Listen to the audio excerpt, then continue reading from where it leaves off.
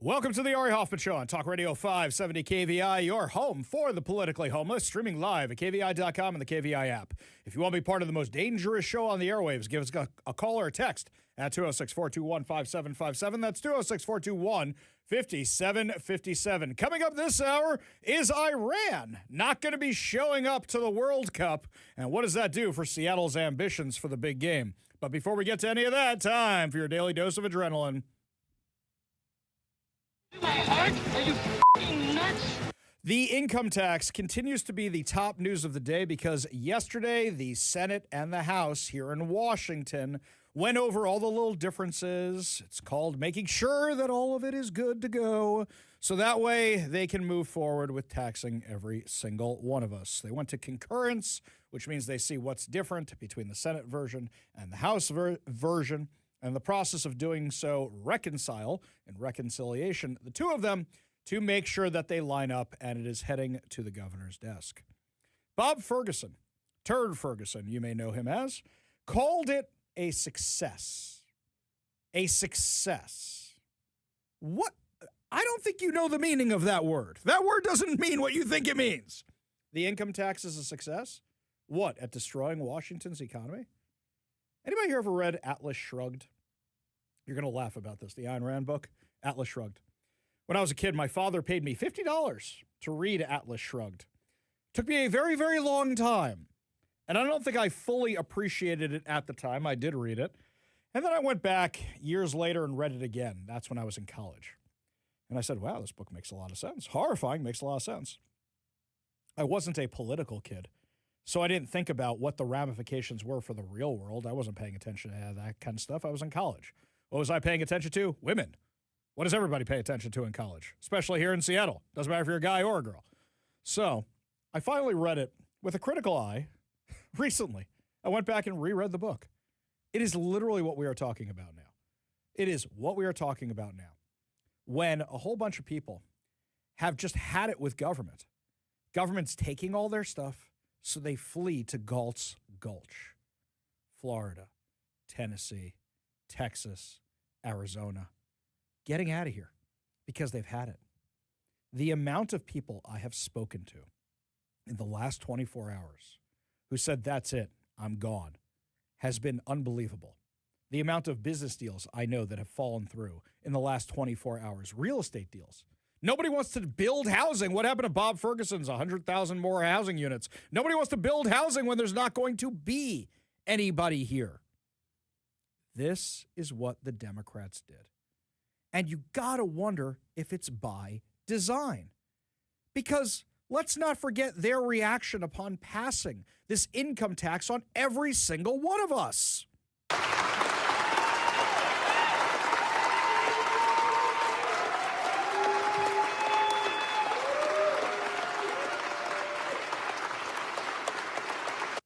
That should be in every campaign commercial here in Washington. That clip. Every single campaign commercial should be the Democrats clapping while they tax you. For national, every campaign video should be Donald Trump saying, if you believe that your job as a member of the U.S. government is to prioritize the American citizen over illegal aliens, that's theirs, this one's ours. Them clapping while they vote to tax you. And I don't think the Democrats realize what they've been unleashing. Are there a lot of people who want to leave? Absolutely. Are there a lot of people who are leaving? Yeah. But there's new people in the fight. Over the past 24 hours, I've seen a lot of people in the tech world. And some of you are going, those techies, they did this to us.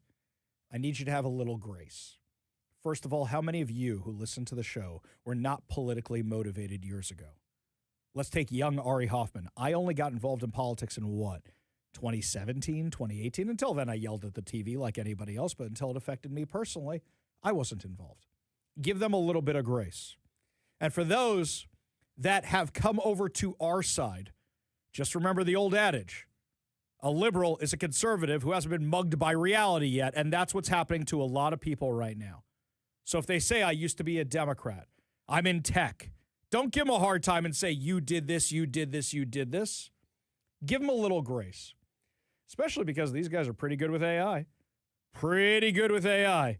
And we're seeing A lot of great AI videos demonstrating it. You know that old video, how a bill becomes a law, I'm just a bill, right? We all know that little video, right? They made a cartoon, I'm just a tax, using the same characters, the same everything. Give a listen. I'm just a tax. Yes, I'm only a tax. Trying to make it through Washington's cracks. The Constitution says no, written in stone. You need 2/3 of the House and Senate. Then do it again, you're not so pleasant. Then ask every voter to raise their hand. Or call it an excise tax, a privilege fee. The words you use are the magical key. No vote from the people, no 2/3 in sight. Just change the name and make wrong look right. Constitution, we don't need no stinking Constitution. SB 6346. These are people who are newly involved, who got a lot of fun technology in their hands. I did like this video they made too, using Ricky Gervais and all his co-stars. Ladies and gentlemen, I present to you the magic words. It's not an income tax, it's an excise tax.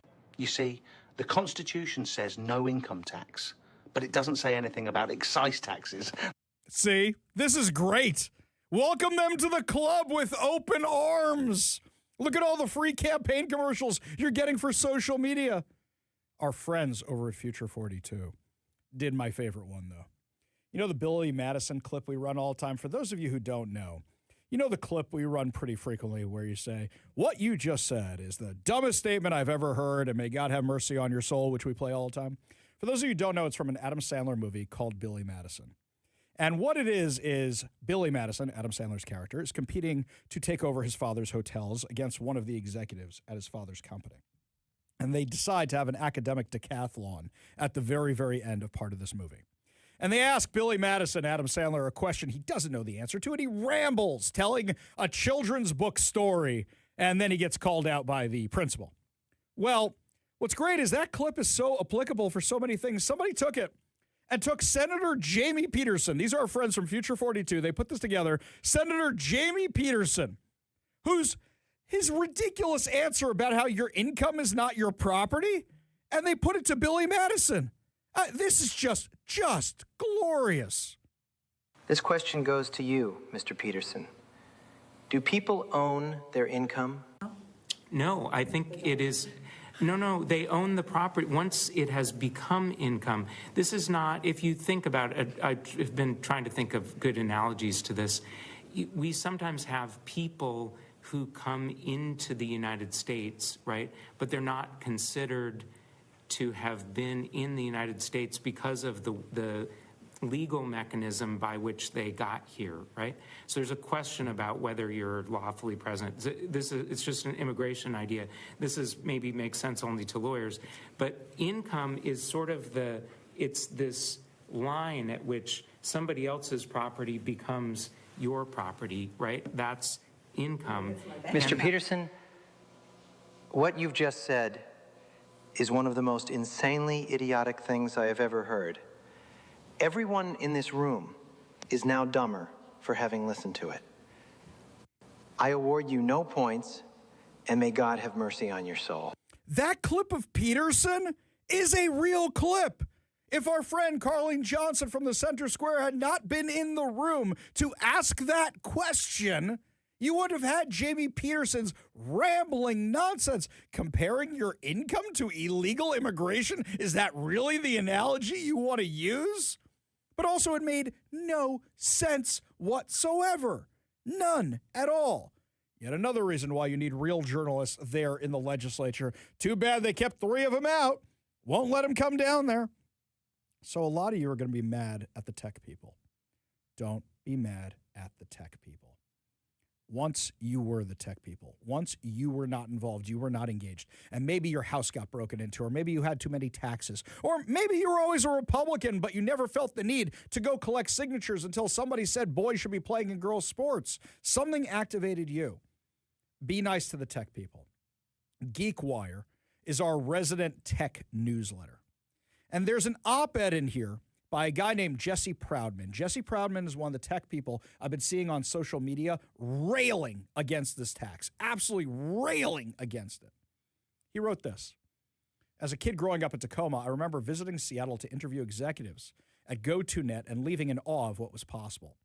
That moment distinctly shaped my career, one I've spent as a founder building multiple companies in Washington state. I stayed because this region had something special, a culture of innovation, a willingness to take risks, and a tax climate that fostered the high-risk, high-reward reality of startup life.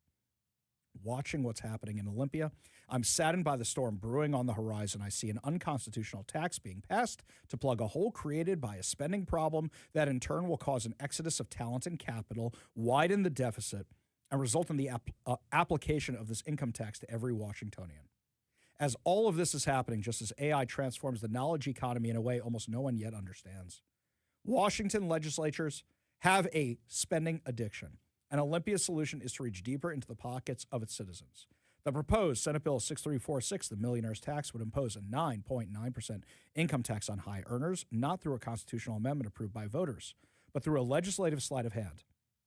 Proponents promise revenue to close a projected $4.3 billion deficit in the state's budget, but the numbers don't work. The constitutional bypass is dangerous, and the consequences for Washington's economic future have been widely underestimated. By the way, you notice that when they're asked about the Constitution, the Democrats always say something like, well, we assume there's going to be a court challenge. Not, yeah, it's illegal. They assume it's a court challenge. They're admitting they know it's illegal and unconstitutional, and they're doing it anyway. The state spending problem is undeniable and untenable. The budget has more than tripled in the past decade, from $33.6 billion in 2013 to 2015 biennium to a projected $173 billion for the 25 through 27 biennium. Even adjusted for inflation and population growth, the real per capita spending is up over 50%. The state faces a $1.5 billion deficit this biennium, as projected $4.3 billion hole in the next one. Now in the 11th hour of this legislative session, Senate Bill 6346 is introduced, an income tax that attempts to bypass 90 years of constitutional precedent. Washington Constitution treats income as property, capped at a 1% tax, and changing that requires 2/3 legislative support plus voter approval. That's a high bar, and intentionally so. Senate Bill 6346 sidesteps this entirely, passing the tax as ordinary legislation, relying on 5 justices to overturn 9 decades of precedent. If Washington wants a progressive income tax, there's a legitimate path. Amend the Constitution. Punting to the courts isn't leadership, it's a gamble with the state's economic future. But more importantly, this tax won't just apply to millionaires. That's simply the wedge being used to get it approved. Senate Majority Leader Jamie Peterson, the bill's sponsor, has acknowledged that once the infrastructure requiring all Washingtonians to file tax returns is in place, we all want to make sure that our successors will have the flexibility to respond to the challenges that they see. This is a polite way of saying the door is open to a universal income tax. On March 10th, lawmakers rejected amendments to the bill that would have locked in the $1 million threshold into law. And that's all you need to know. It's going to apply to the rest of us. It will. In fact, it is already applying to the rest of us. Let's say you work at Microsoft. And let's say you've been working at Microsoft for a while and you have stock options. And let's say you have millions of dollars in stock options. Let's say you have $1 million in stock options.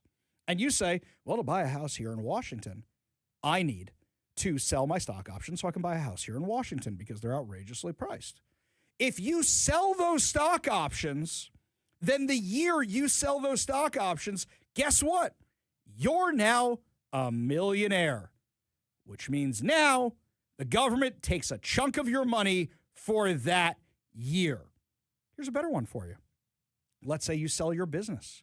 Let's say it's a small business. And you've been putting money in, and you're looking forward to paying yourself out, giving your kids a little something, maybe paying off your mortgage. The year you sell that business, if that income reverts to you and you don't exchange into something else, and in fact, in some cases where you exchange into something else, guess what? Now you get hit with that tax also. These are just a few examples I have found of how this is not a millionaire's tax, even when it first starts. Something else.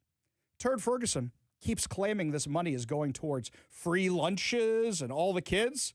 First of all, they rejected the amendment that would have actually sent the money to the kids for the free lunches. Second of all, this is a lie. This is a scam because the feds already pay for 75% of the school lunches. So what this means is you're paying for the 25% who don't qualify for the lunches, which means you're paying for the rich kids to have food at school. That's what you're paying for, if you're paying for it at all. And we know there's a massive spending problem. Are they investigating any of the fraud we have identified here in Washington? We have alleged here in Washington. No, they are not. And anybody who says there is no fraud, I would like to sell you 2 bridges running over Lake Washington right now because every government has fraud in it. There's nothing wrong with investigating allegations of fraud, and they're not doing that. And in the process, what are you doing? You are sacrificing the economy around here for what? So the lefties will be really, really happy about it and vote you into another term of office? Great. Then you're going to start reducing that threshold and expanding it more and more and more to apply to the rest of us. The capital flight is already underway. For those staying behind, I don't want to leave you with this on a bad note. There are conversations happening. In fact, I've had a few of them. And they are very encouraging because a lot of people have hit their breaking point. So many people who listened to the show reached out and said, Ari, I've never been politically active, but this did it for me. I'm stuck here. I can't leave. I want to fight. I even had another group of people reaching out. Ari, I just found you on social media. I didn't know you existed before. I didn't know you had a radio show. But this is too much for me. I'm a Democrat, and I want to fight. I have been getting so many messages, and those of you who have reached out to run for office, I will get back to you. I'm trying to get back to as many people as I can. I'm overwhelmed. Keep them coming. Keep them coming. It's not a bad thing. There is a plan being formed because I think the Democrats have finally awakened that sleeping giant. I've never seen anything like this before. I really haven't. We'll see what comes of it. I'll keep you updated as I get more information. We go to the Warrior Injury Law studio line. Take a call from our frenemy, Bennett the Protester. Bennett, what's going on? Sorry, take me a second. I was folding laundry. I didn't think I'd be the first caller in line. Hi. Well, that's what you get when you actually stay on topic. So about the income, or the million, I call it a millionaire's tax. It was a good lefty. So the argument that it's unconstitutional because you've been saying, income is property in a literal sense, and our Constitution says property tax has to be uniform and capped at 1%, right? Mm-hmm. That's the argument why this is unconstitutional. So that's one. Wait, hang on. That's one of the arguments. Go ahead. Okay. So my question is, you go to a store and you buy a chair, you pay 8% tax on it, whatever, but the chair is also your property. Why would that not, by the same argument, be considered an unconstitutional property tax? What do you think I'm missing? Hey, you don't need to convince me of that, Bennett. I'm with you on that. You want to talk about property taxes? You think it's right that when I buy the thing and I pay the sales tax on it, I have to keep paying the taxes the rest of my life? Bennett, welcome to the Republican Party. I didn't know you were a conservative.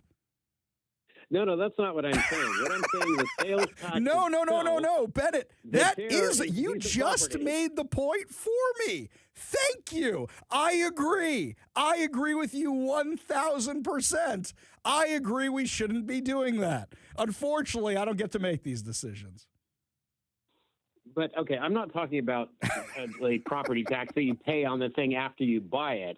What I'm talking about is... I know what you're talking about. You're talking about the sales tax itself. I understand what you're saying. I get what you're saying. I agree with you. It's problematic. I wish we didn't have it. You're making my point for me, Bennett. Okay, but then the state Supreme Court clearly considers that to be constitutional, that you have a 6% tax on your property when you buy a chair at the store. They also believe that when you vote for $30 car tabs and there's one issue on the ballot, that somehow it violates the multiple subject provision. The Washington State Supreme Court has had some interesting rulings before when it's in their own best interest. And right now we have possibly 6 justices up this time.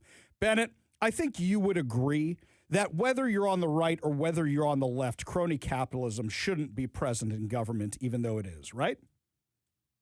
Well, I'm not really talking about the merits of the proposal. I'm saying about the argument that it's unconstitutional. The argument that the income tax is unconstitutional because your income is property could be just as easily applied to saying that the sales tax is unconstitutional. I'm agreeing with you. I'm agreeing with you that is a huge, huge problem, Bennett. You are making my point for me, but the point I was just making is that our friends over at Doge Washington pulled up all the campaign donations from this new justice, who, by the way, isn't a judge and is a lawyer and worked with Bob Ferguson. And if you look at everything he's been donating to, this guy is a rubber stamp. 40 years of one-party rule, whether it's on the Republican side, whether it's on the government side, you think you can get away with whatever you want, and that is exactly what we are seeing happen here in Washington. Appreciate the call. Appreciate you being part of the show. You want to be part of the show, you give us a call or a text at 206-421-5757. That's 206-421-5757. And now everybody seems to have an opinion on the income tax. And what I have no patience for whatsoever are the people who said, see, this is bad, this is bad, this is bad, but put into office the very people who voted for this thing to exist. I have a bone to pick with a certain group locally. Tell you who it is when we come back. You're listening to the Ari Hoffman Show.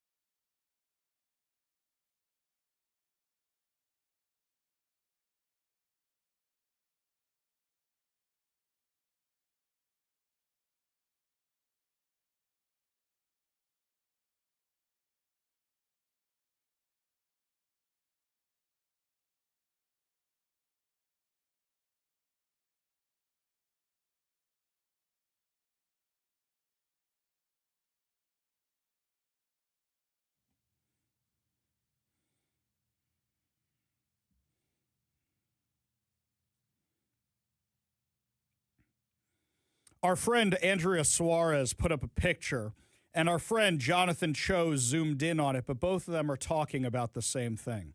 The other night, there was an event for the Downtown Seattle Association. That's basically our chamber of commerce for downtown Seattle. And John Scholes, who's the head of the organization, was giving a presentation. And the presentation was about how bad things are in Seattle, how bad they are, okay? Now, hang on one second here. I want to make sure I have my Democrat friends in the legislature on standby here. Okay, got them ready to go. All right, here's some of the stats for you. Office building value is down 58%.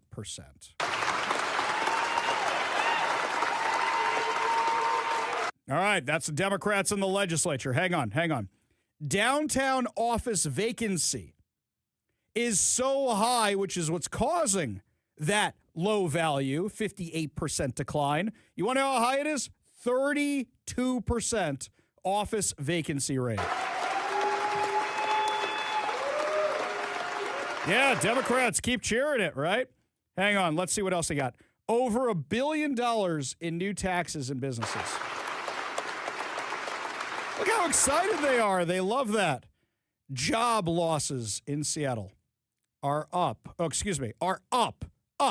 up more than they were. So you've actually lost another 1.3% in jobs.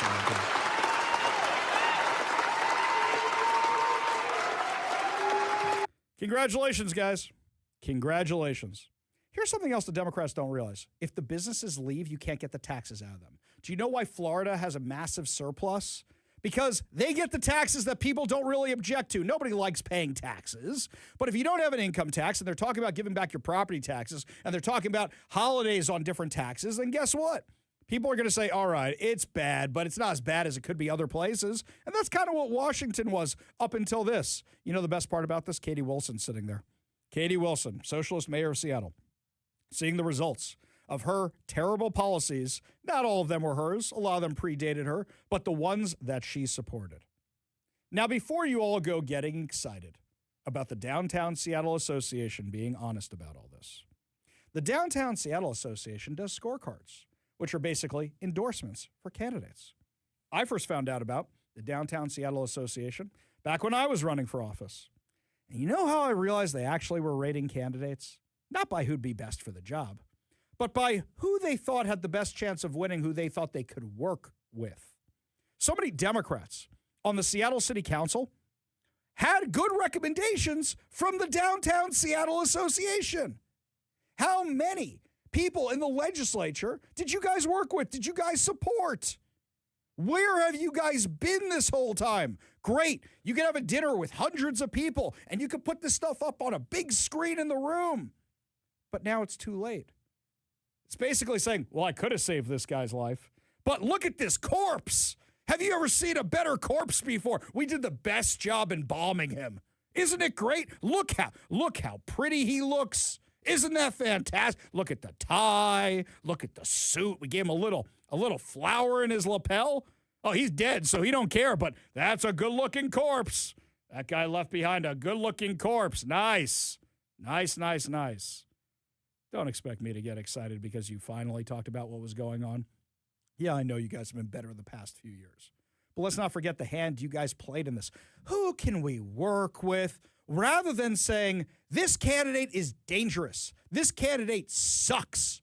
Rather than saying, this person may be the lesser of two evils, but we're not endorsing anybody. No, you don't get credit for this. You don't get credit for this at all. You agree with me, you disagree with me. You give me a call or a text at 206-421-5757. That's 206-421-5757. Oh, a lot of people over on the text line were entertained that Bennett is finally against taxes. So I like all the people saying that our frenemy, Bennett the protester, is now against taxes. Yes, I completely agree. Oh, by the way, you know the best part about these taxes? Unrealized capital gains. That means you haven't even really sold the thing yet, but it might be worth this much. These guys have lost their minds. Absolutely lost their minds. And they're going to kill Washington. Well, good news is I guess traffic's about to get lighter because there's about to be a lot less people commuting around here.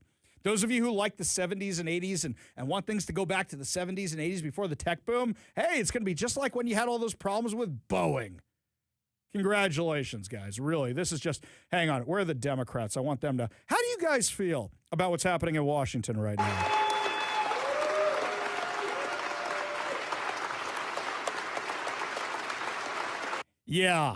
Yeah, literally doing the meme. So this is how liberty dies, to thunderous applause, right? So this is how liberty dies, with thunderous applause. That's your Democrats, my friends. That's your Democrats. Insane. Absolutely insane. And then they try calling out members of the Trump administration like this is all Trump's fault. The craziest lie is the one we're going to have for you next about Pete Hegseth. This one is a whopper. When we come back, they try to make it seem like, oh, the Democrats are so reckless with their spending. But really, I think the Democrats just don't know anything about the military, and they're trying to demonize the military at the same time. We'll tell you what's going on next. You're listening to the Ari Hoffman Show on Talk Radio 570 KVI.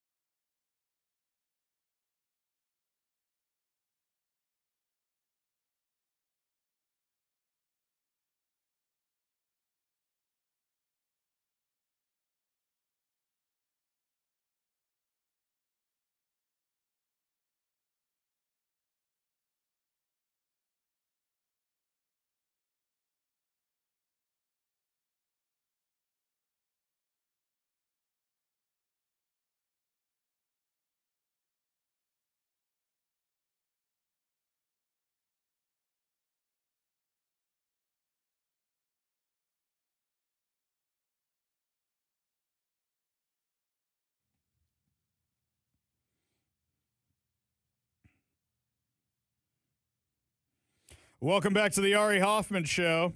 Now is your chance to win fantabulous prizes. Today we are giving away 2 tickets to see the Guess Who with Don Felder on August 22nd at Climate Pledge Arena, plus a bonus of 2 tickets to the Seattle RV Show, March 12th through 15th at Lumen Field Events Center. Hey, that could be an added bonus right now with the income tax. Just put everything in the RV and get it on out of here. That's what you could do. See? More reasons to go to the RV show. Or live off the grid. Just live off the grid. Just go find somewhere to park that RV. Government will never know where you are. Anyway, all you have to do is text the word I give you to the number I give you for your chance to win. Today's word is sugar. As in the song we're hearing right now, which is about sugar. There you go. Text the word sugar to 206-421-5757. That's 206-421-5757. That's SUGAR. Text the word sugar. There you go. Good luck. Your next chance to win comes up later in the show. So a friend of mine, military friend of mine, calls me today. He goes, dude, you see the stuff with Pete Hegseth?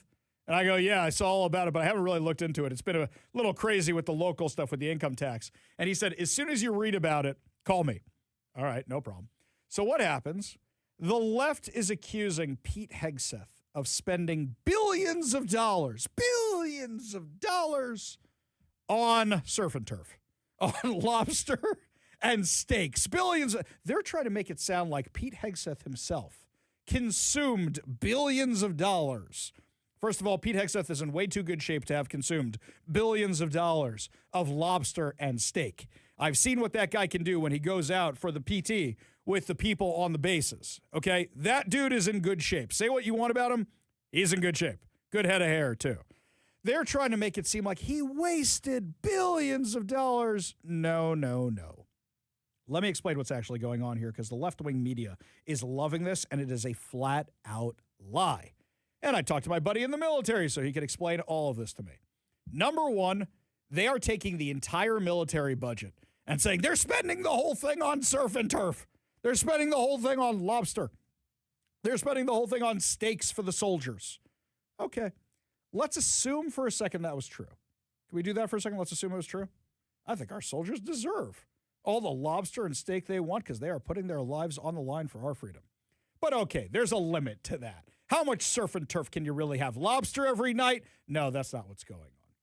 So I'll tell you what it is. And I got a little insight from a friend of mine, and maybe the people who served in the military before can back this up so I don't sound like a crazy person. But what my buddy told me, you know the thing they have where people track how much pizza is delivered to the Pentagon?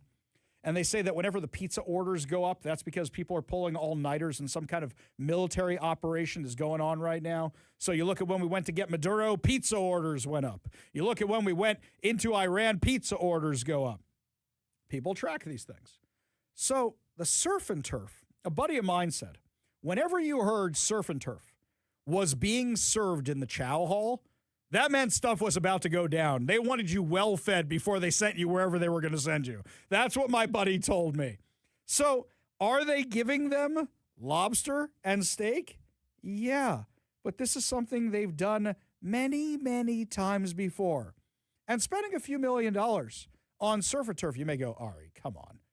Well, what do you want them to have? Just rations? Is that what you want? But also think about this. To get them something nice, think about what it takes to get them the lobster, to get them the steak, the refrigeration, the transportation, the preparation, to get it wherever in the sticks they are while fighting or on their base or wherever it is. That costs a lot of money. That costs a lot of money. I think our soldiers are worth it. Are we talking about a few $1 million? Yes, we are. In the scheme of things, is that a lot of money?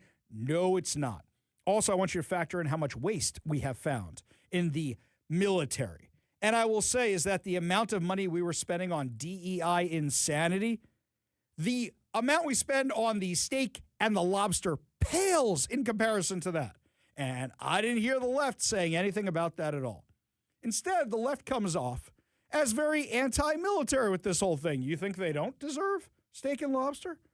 Tell you what, guys, you let me know what you think about this. Give me a call or a text at 206-421-5757. That's 421 5757. Well, the absolute hysteria and mania continues over the SAVE Act. Here's Gavin Newsom discussing what it's going to do. What's the SAVE Act? That's not about ID. It's about registration. It's about who gets to vote, who doesn't get to vote. They are not screwing around. We will lose this country. But first, we cannot lose our minds over this shock and awe. What did he just say? Yes, voter registration is about who gets to vote and doesn't. Anybody here ever see The Breakfast Club? Breakfast Club. Why does Anthony Michael Hall's character have a fake ID? Does anybody know why?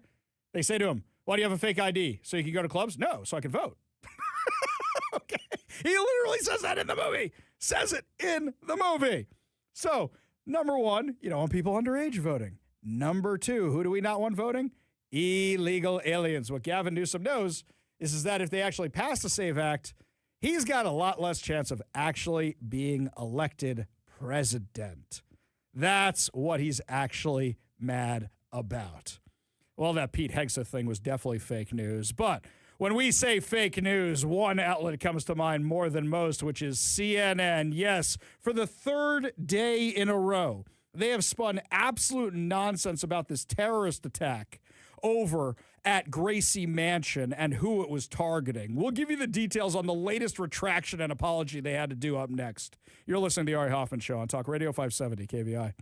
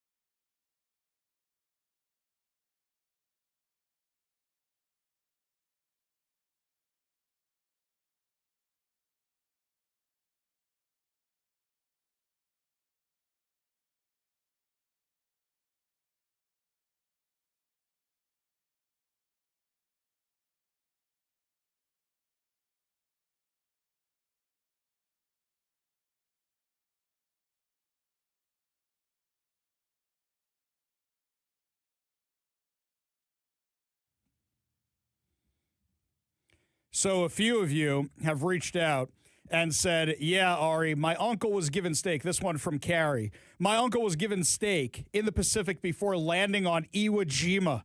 A very small gesture considering the circumstances. We got another text over here. Yes, my grandfather was given steak in World War II.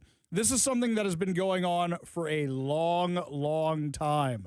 Nothing new. But the media lying isn't anything new either. Remember yesterday I told you about CNN's Abby Phillip, who falsely claimed that the attack at Gracie Mansion was targeting Mamdani when it actually wasn't? She had to give an on-air apology. An on-air apology. This is great. But first, this morning I issued a correction first thing in the morning on X for a mistake that I made in last night's show, but I also wanted to do so on air as well. I incorrectly said that the bombs that were thrown by ISIS-inspired suspects in New York over the weekend were directed at Mayor Mamdani. They were not. I failed to catch and correct that mistake in real time, and I take full responsibility for that. And while we do make mistakes, it is important to acknowledge and correct those errors when they happen. So that's a pretty big mistake. A pretty huge mistake. You know what? That's just, oh, wait, that's not just one. They did it the day before, too, with the two wayward teenagers who were just going for a day of fun in Manhattan. And instead it turned out they were ISIS-inspired terrorists. And CNN had to take that one down. Oh, but that's not all they did. Anna Navarro, who I think they only do this so they get the clicks. Anna Navarro on CNN the other night said this. Ironic is, so supposedly some of these comments are as a result of the attempt against Mayor Mamdani in New York, who was raised Muslim, was he not?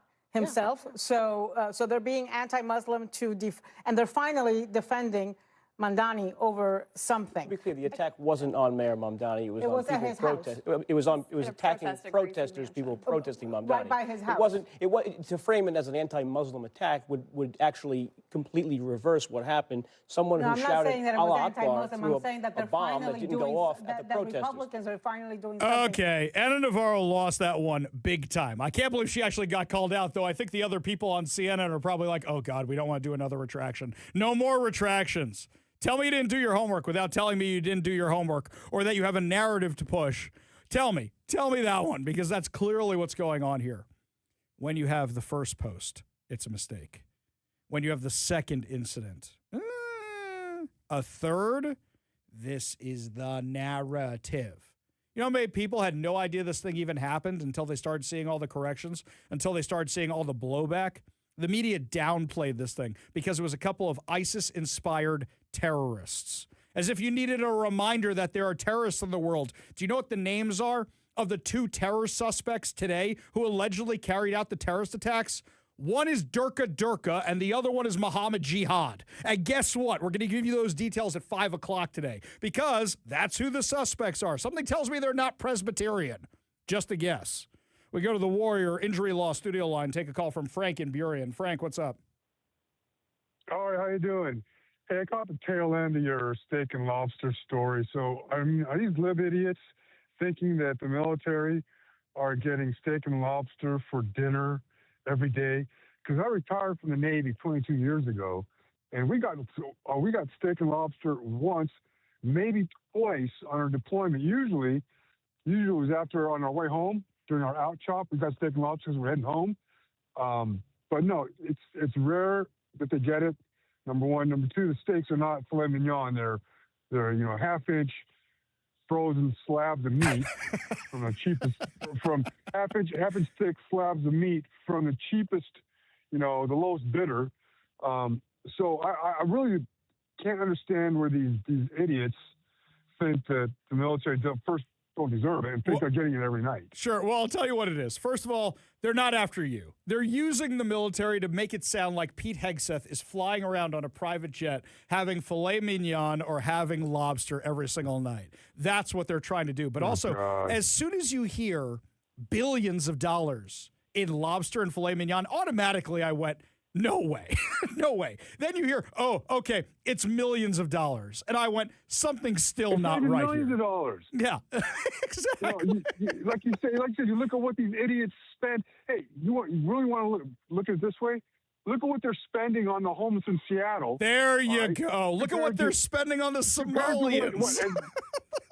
And they can't give it. And that, you know how many steak and lobster dinners 1 year of the Seattle King County budget for homelessness would feed military steak and lobster?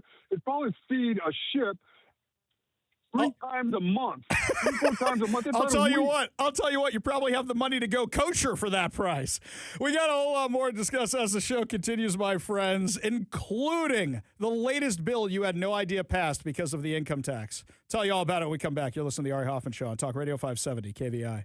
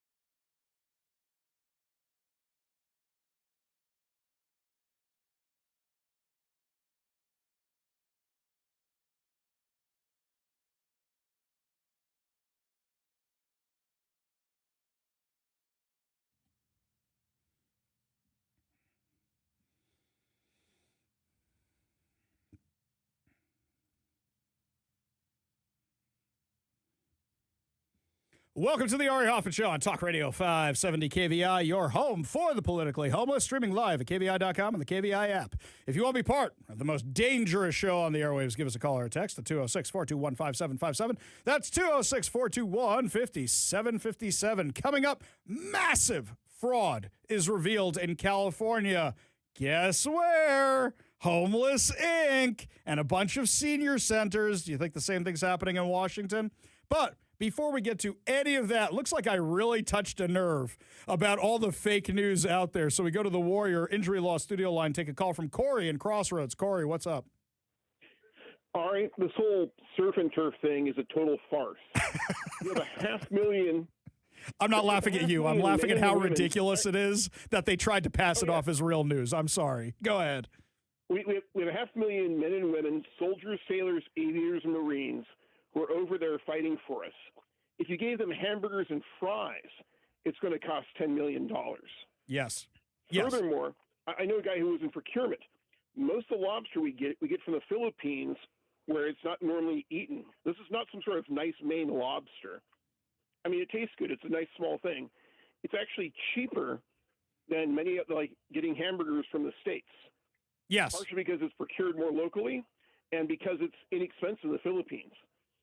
Yeah, and this is the nonsense they're running with. Look, even the MREs. Let's take the MREs for a minute. Even those are millions of dollars to produce. They're just cheaper, and yet they have no concept of any of this.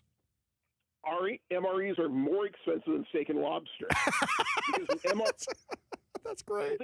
MREs provide a lot of nutrition. They provide over 3,000 calories per day. They'll stay edible for more than 7 years at full nutrition. There's actually a lot of science things that go into those meals. And so there's money that goes in there. And the thing is, these Congress crews should know that. Their staffers should tell them that the information's easily available in the cost of these things. They're just trying to make us look bad and trying to help the enemy out there. Yes, I would agree. It really steams me up. I would completely agree, because as soon as I saw the headline, okay, and my military knowledge is limited. Where does my military knowledge come from? From my grandfather, who we talked about it as often as I could, but not enough, unfortunately, before he passed away. From my father's stories about my grandfather, from my uncle's stories about my grandfather, and from my friends who are in the military now and years before. That's where my knowledge comes from. And even somebody like me with a cursory, small little amount of knowledge from the military, as soon as I see the headline, Pete Hegseth spent billions of dollars on steak and lobster, I go, shut up. There is no way this is accurate, and they ran it as real news. Oh, and the irony is, since before World War II, we've had pretty advanced nutrition and scientists studying. There are some great videos out there about how they made the C rations, the K rations, the things they did during World War II, and further on how they made the MREs, looking at what soldiers actually need to perform, because people would collapse. They would, suffer injuries, sometimes permanently, because they didn't have proper nutrition. The Japanese actually said how beriberi and such was caused by improper nutrition. You feed your troops poorly, you're going to pay for it later. Exactly. I mean, what about dehydration? What about the pills they have to give you? All the different pills with electrolytes to keep you hydrated in the middle of the desert. I was a water skiing instructor in the 90s. Do you know the stuff they made us take so we wouldn't get dehydrated on a beach during the day? And that was an easy job. And, they actually trained. I was an NCO in the infantry. You'd be amazed at the sort of things that we would learn, and also things like making sure all the soldiers wash their hands. A lot of the guys who got sick from the first Gulf War got sick because they had improper sanitation before eating their meals. We actually changed how we fought after 9/11 in the 21st century based on lessons learned of what happened to our people over there the first time. So there's a lot of stuff that goes into it that a lot of people don't think about, and good nutrition is a bargain.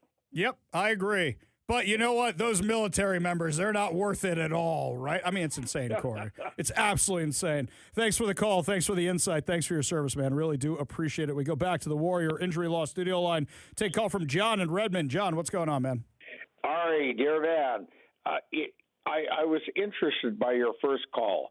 If money, income, as money is property, what else is included as taxable property. What about everything else we own? Should it be taxed?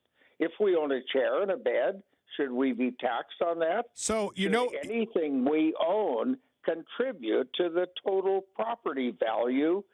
Cars, boats, deodorant, paper towels, paintbrushes. We should do everything. Well, hang on, John. Let me stop you there for a second because actually I can't believe I didn't think of this before. I should have mentioned this to Bennett, the protester.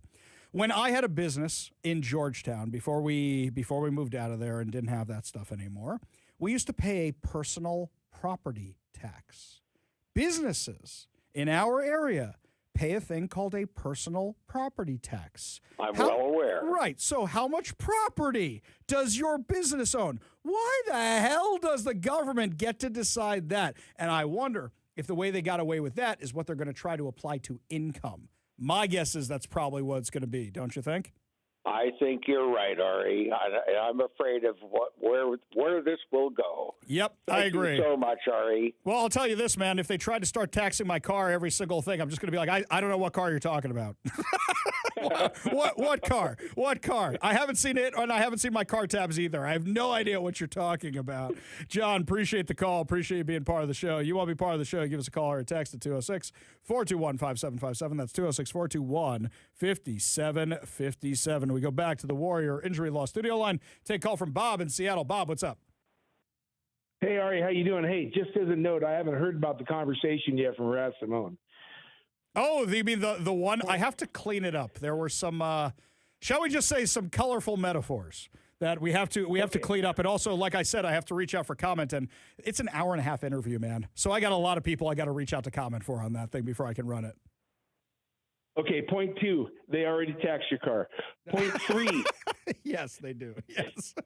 Yes. Point 3, where did the guy that was convicted of giving material help to terrorists, where did he get a gun? I thought it was illegal. Wait. Are you talking about Harold Scoggins, who helped out the protesters in Chaz?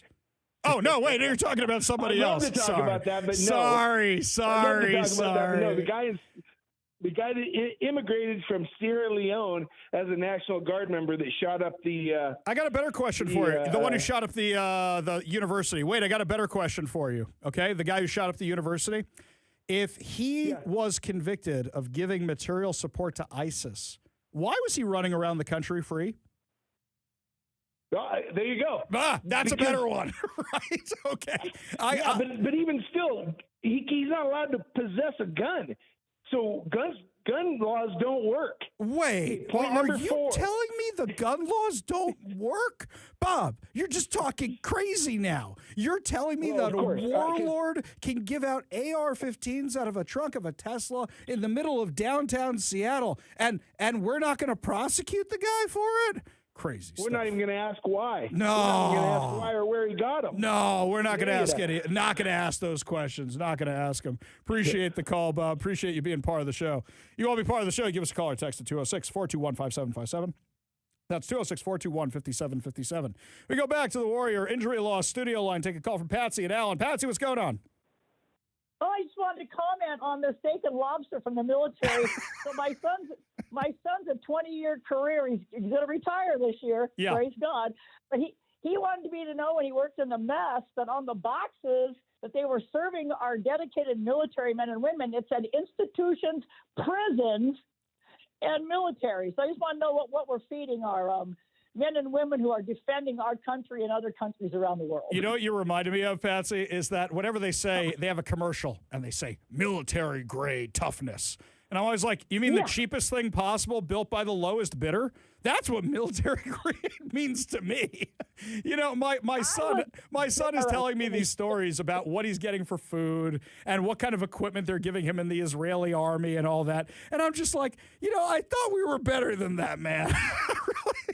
It's just crazy stuff. Well, and then I went to a meeting today with my sheriff in Mason County, and I brought it up that, we don't have money for our sheriff, but we got lots of money for our homeless and what I call the drug bust that keeps giving all these addicts their fixes every day. Oh, you mean our taxpayer-funded drug addicts? Our taxpayer-subsidized drug addicts. They're alive and well. Anyway, thank you so much, Ari. Love you guys. Thank you for the call, Patsy. Every day. Thank you so much. That really means a lot. Appreciate it. You want to be part of the show, you give us a call or text at 206-421-5757.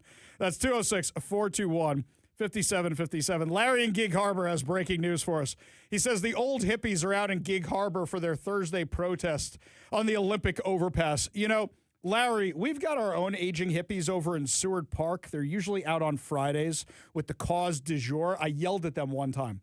I was driving my Challenger back when I had the Challenger, and it was like days after 9/11, not 9/11, days after October 7th. Like literally days, like they're still fighting in Israel.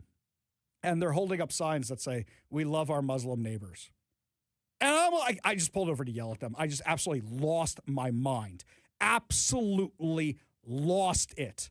By the way, I never expected surf and turf to be such a topic of conversation around here. Everybody wants to talk about surf and turf. We go back to the Warrior Injury Law studio line. Take a call from Brian in Olympia. Brian, do you want to talk about surf and turf also? Sure do. Ari, I was involved with a special group that went off in the Persian Gulf back in the 80s. We pulled off a couple little jobs, and things were good. They were going to give us steak and lobster to go home. And when all the people that ate the lobster got home, we also found out that they had given us a case of worms to go with it.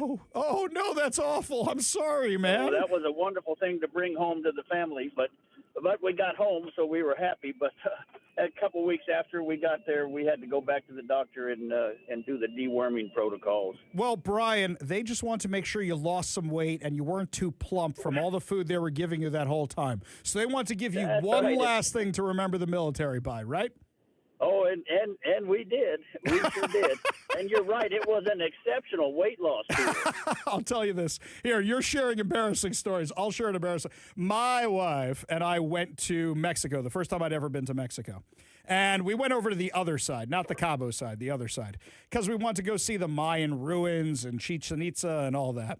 And because of our kosher limitations, basically we were eating fruits and vegetables the whole time.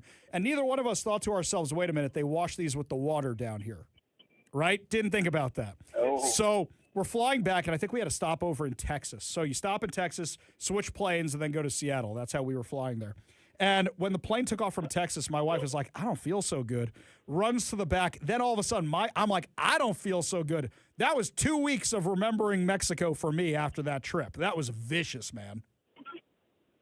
But they do try to feed us well, and there's no question. The Army tries its best. But when you're cooking for 5,000 people, it's a little bland. Yeah. Oh, I'm sure it is. And doing something nice. How many times did you get surf and turf? Just that one time? Yeah, just that one time. Right, but you know, they're feeding it to you guys every night, right? Candlelit dinners. Do they have a violinist playing on the base? Do they bring in a string quartet for you? Well, that was another deployment when we did that. Brian, appreciate the call. Appreciate you being part of the show. You want to be part of the show, give us a call or text at 206-421-5757. That's 206-421-5757.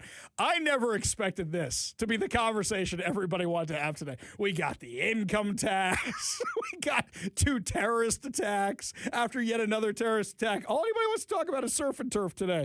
We go back to the Warrior Injury Law studio line, take a call from Rusty in Seattle. Rusty, do you also want to talk about surf and turf today?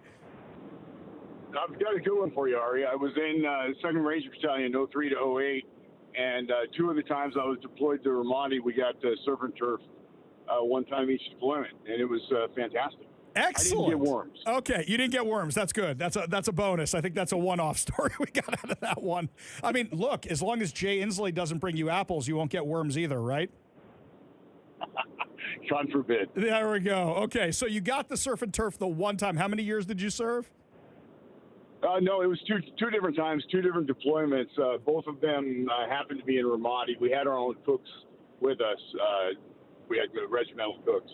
Awesome. So that worked out okay for you. It was, it's very nice when you're, sucking and,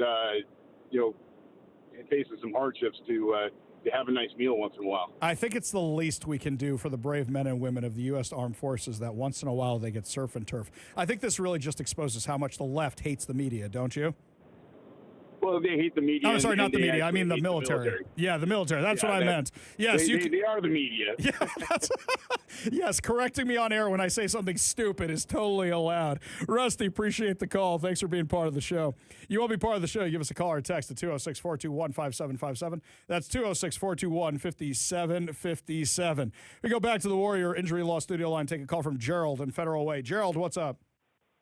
Yeah, I'm going to abuse my radio privileges by saying, why don't we turn the tables and call Turd Ferguson Hitler, say that his real plan is to confiscate the businesses, the means of production once they can't pay their income taxes, have conservatives wear a large C on their clothing, and he's planning on using the National Guard to take over Oregon and Idaho, a war on two fronts, which may lead to his undoing, especially since Oregon is weirder than Washington and Idaho won't put up with that. The media will, of course, be on his side and remind us that he made the link run on time, even though he didn't. Well, that sounds more like Mussolini or more like Stalin, because we're not talking about the gas chambers and stuff. So I'd say more the Mussolini or Stalin type, okay? You know, if you're making the trains run on, I'd go that route. I'm not so big on the other comparison. But the real thing is here, people keep talking about how smart Turd Ferguson is, how brilliant Turd Ferguson is, how great he is at this stuff. He might be about to cost himself and all the other Democrats in this state the election. I know a whole bunch of you are going to text me in and say, no, with the voter fraud, we're never going to win. We're never going to win. I think we can actually do too big to rig this time. I really do. Really, really do. Gerald, appreciate the call. Appreciate you being part of the show. You want to be part of the show, give us a call or text at 206-421-5757. That's 206-421-5757. I saw this story, and I started giggling. So Iran says they may not come or be playing in the World Cup because they're worried about the safety of their players. So wait a second. Hang on. This was the game that's here in Seattle, right? So it was going to be Iran versus Egypt. And the rocket scientists who run our city said, let's make it Pride Night. So you're going to have Iran, where being a member of the LGBTQIA community is illegal, and Egypt, where being a member of the LGBTQIA2 spirit is illegal, but we're going to have Pride Night at the stadium. Isn't it because it's during Pride Month, right? Yeah. How about you not schedule that? Well, there's that too. And it's like those two teams, it's like you could schedule them anywhere in this country. Well, here's the in other Seattle? thing. They didn't know who they were going to get. So they did the Pride thing before they even knew who was coming here. And then they ended up with Iran and Egypt. Well, sure, but I mean, they have some. I mean, but FIFA has some say as to who's going to play where, though, right? I don't think it's just a random draw on I where thought it they're was playing. a random I know draw. it's a random draw, but I don't know if they randomly chose what cities for what games. Boy, that's some crazy luck, though. It really, really if is. that is the case. But here's something else, Kevin. I mean, I go to a lot of baseball games in June. That's usually when I go to the most games. You know, my kids are home, and I take the synagogue, and maybe we go one time. But not everything is about Pride and Pride Month. For example, Father's Day. They don't mention Pride at all. It's run the bases with your kid or whatever it is. They don't mention that at all. They just had to put in the Pride stuff for this specific thing because it's FIFA, and it's the one time it's here. Yeah, that's what I was going to say, is how many games are actually played here during the Pride Month. Right, whatever. I think that might be it. I think, yeah, right. But here's the thing. Right now, I think that number might be zero. A lot. Do you think this is ironic? Do you think this is funny? Give me a call or a text at 206-421-5757. That's 206-421-5757. Speaking of surf and turf, by the way, I wonder if they're actually giving it to the homeless like our previous caller said. We do know what they are giving to the homeless, and they know that the homeless are going to be set up in your neighborhood with no warning, thanks to something the Democrats just voted on. We'll tell you what it is when we come back. You're listening to the Ari Hoffman Show on Talk Radio 570 KBR.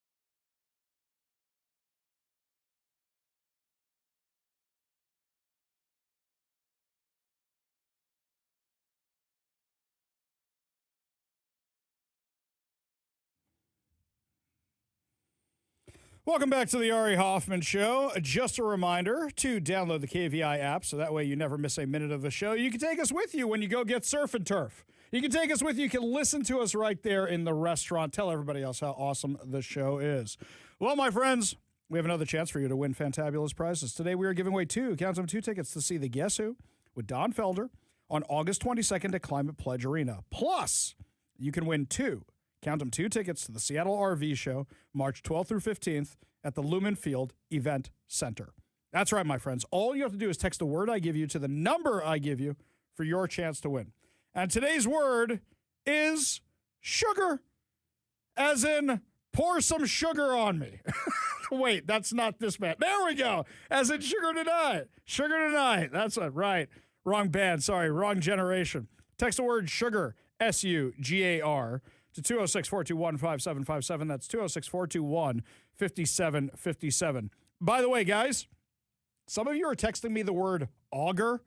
The S is close to the A. You got to be careful how you're spelling it. I know you don't mean to and you're texting in a hurry or whatever it is, but if you send me the word auger, you're not going to win the tickets. I will guarantee you that right now.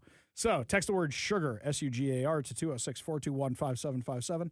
That's 206-421-5757.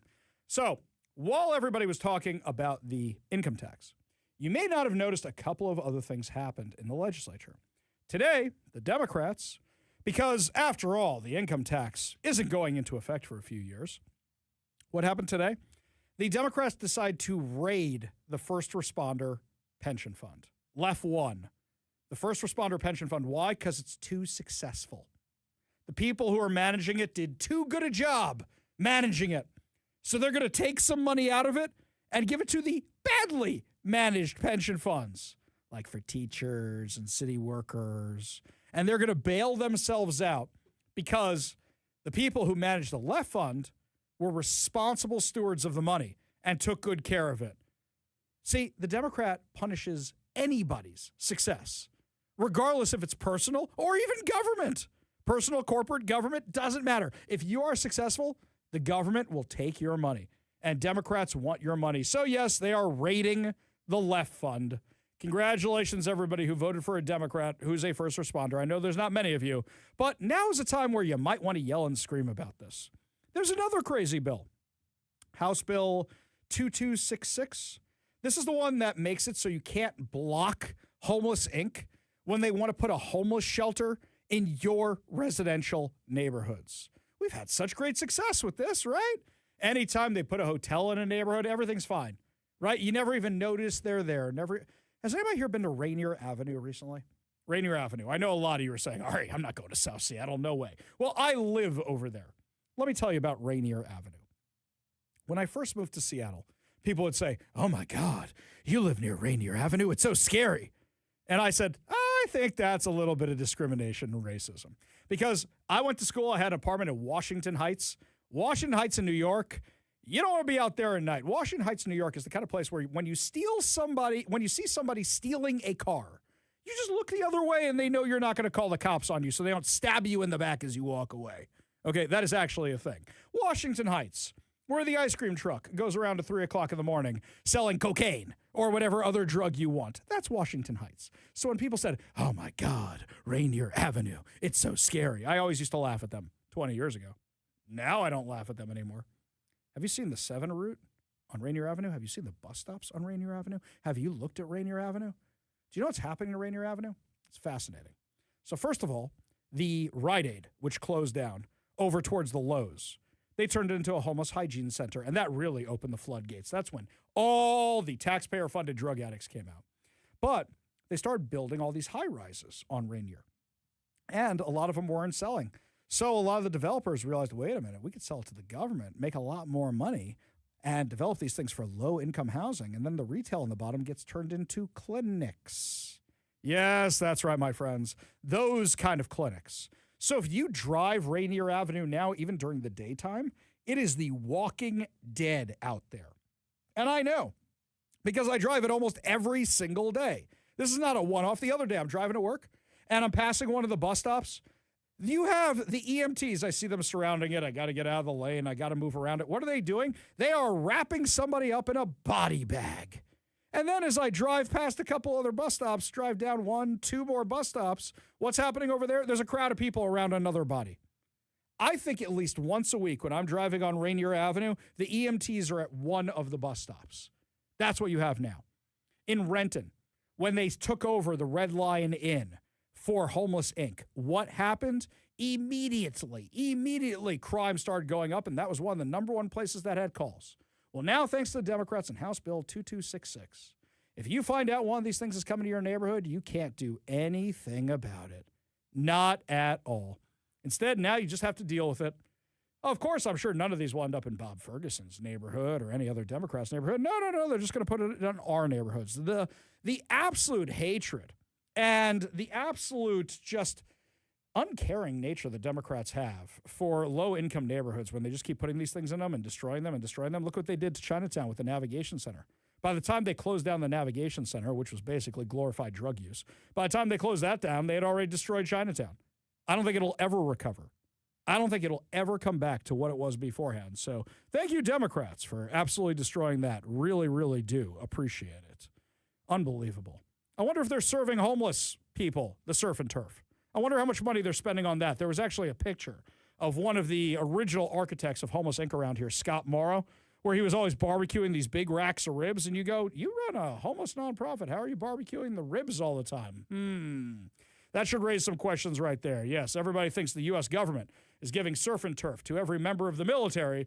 I kind of wonder what they're giving to the homeless people or what the people who are supposed to be giving stuff to the homeless people are eating at their homes. It's fascinating to me how all these people who run all these Homeless Inc. nonprofits around here all have massive, massive salaries. Their salaries could rival Dow Constantine's. There's got to be a ton of fraud. And speaking of fraud, bombshell reports out of California of the fraud that's being exposed, which we will dive into when we come back, because I guarantee you that that stuff is happening here as well. We'll tell you all about it up next. You're listening to the Ari Hoffman Show on Talk Radio 570 KVI.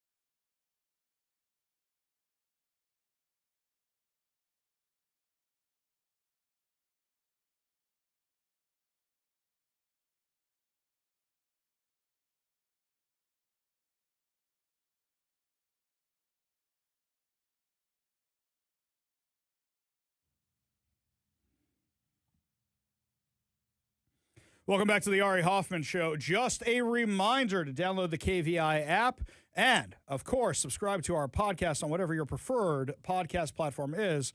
That way you never miss a minute of the show. I saw this story, and I said, oh, our audience is going to absolutely love this and / go nuts at the same time. At age 69, Lynn Ianni is a pickleball whiz, zipping from dinks to drives energetically.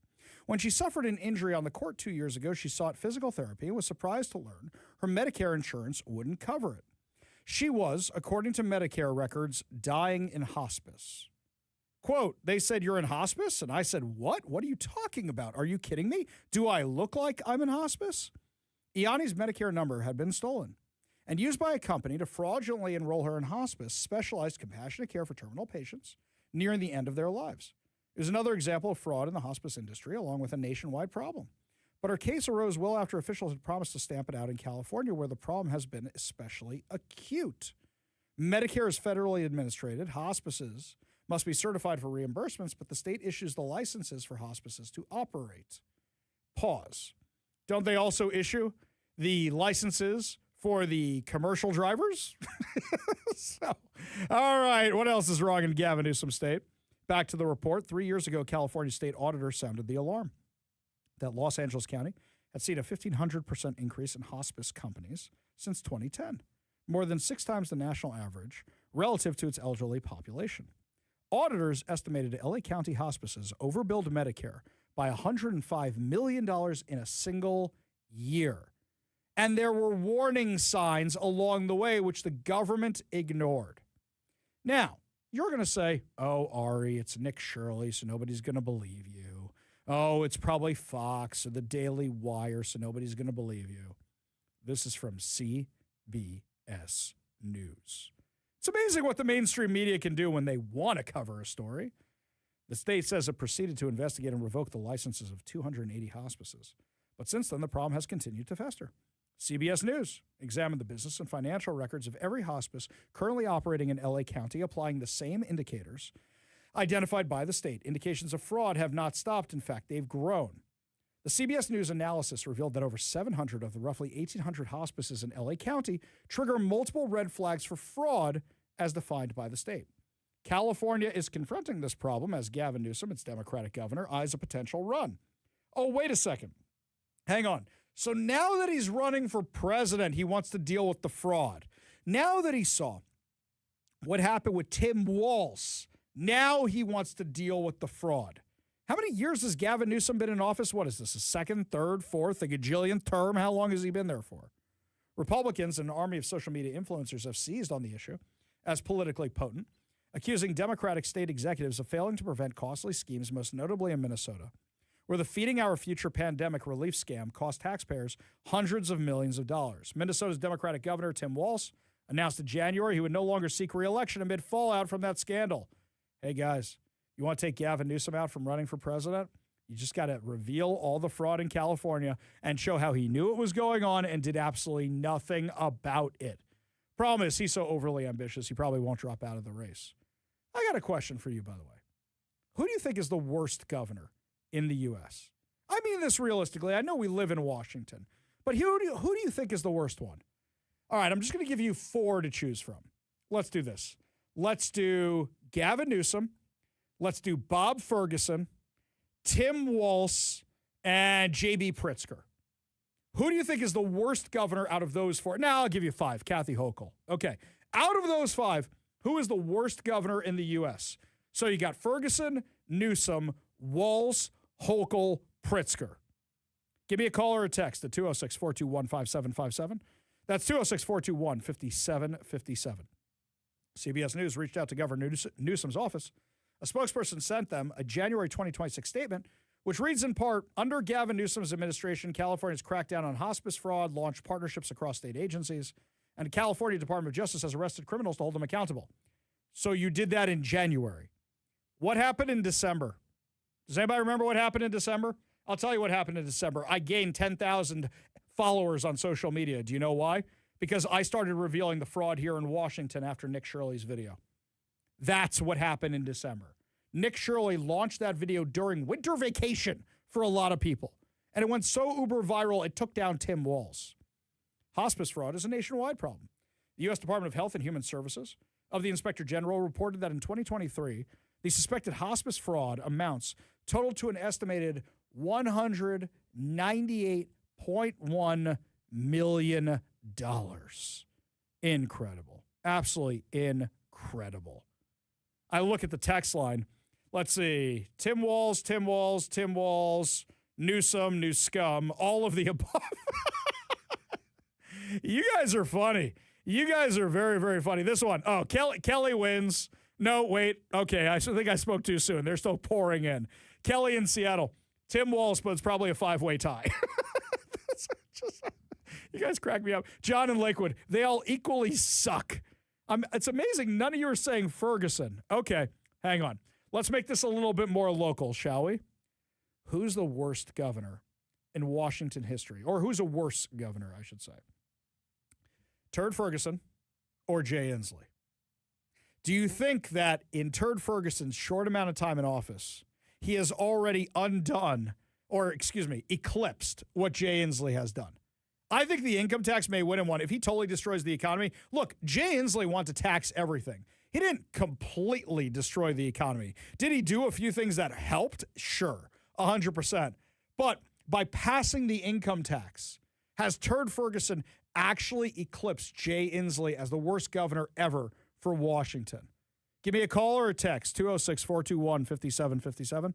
That's 206-421-5757. This one here, Turd Ferguson is the worst governor in the USA for sure.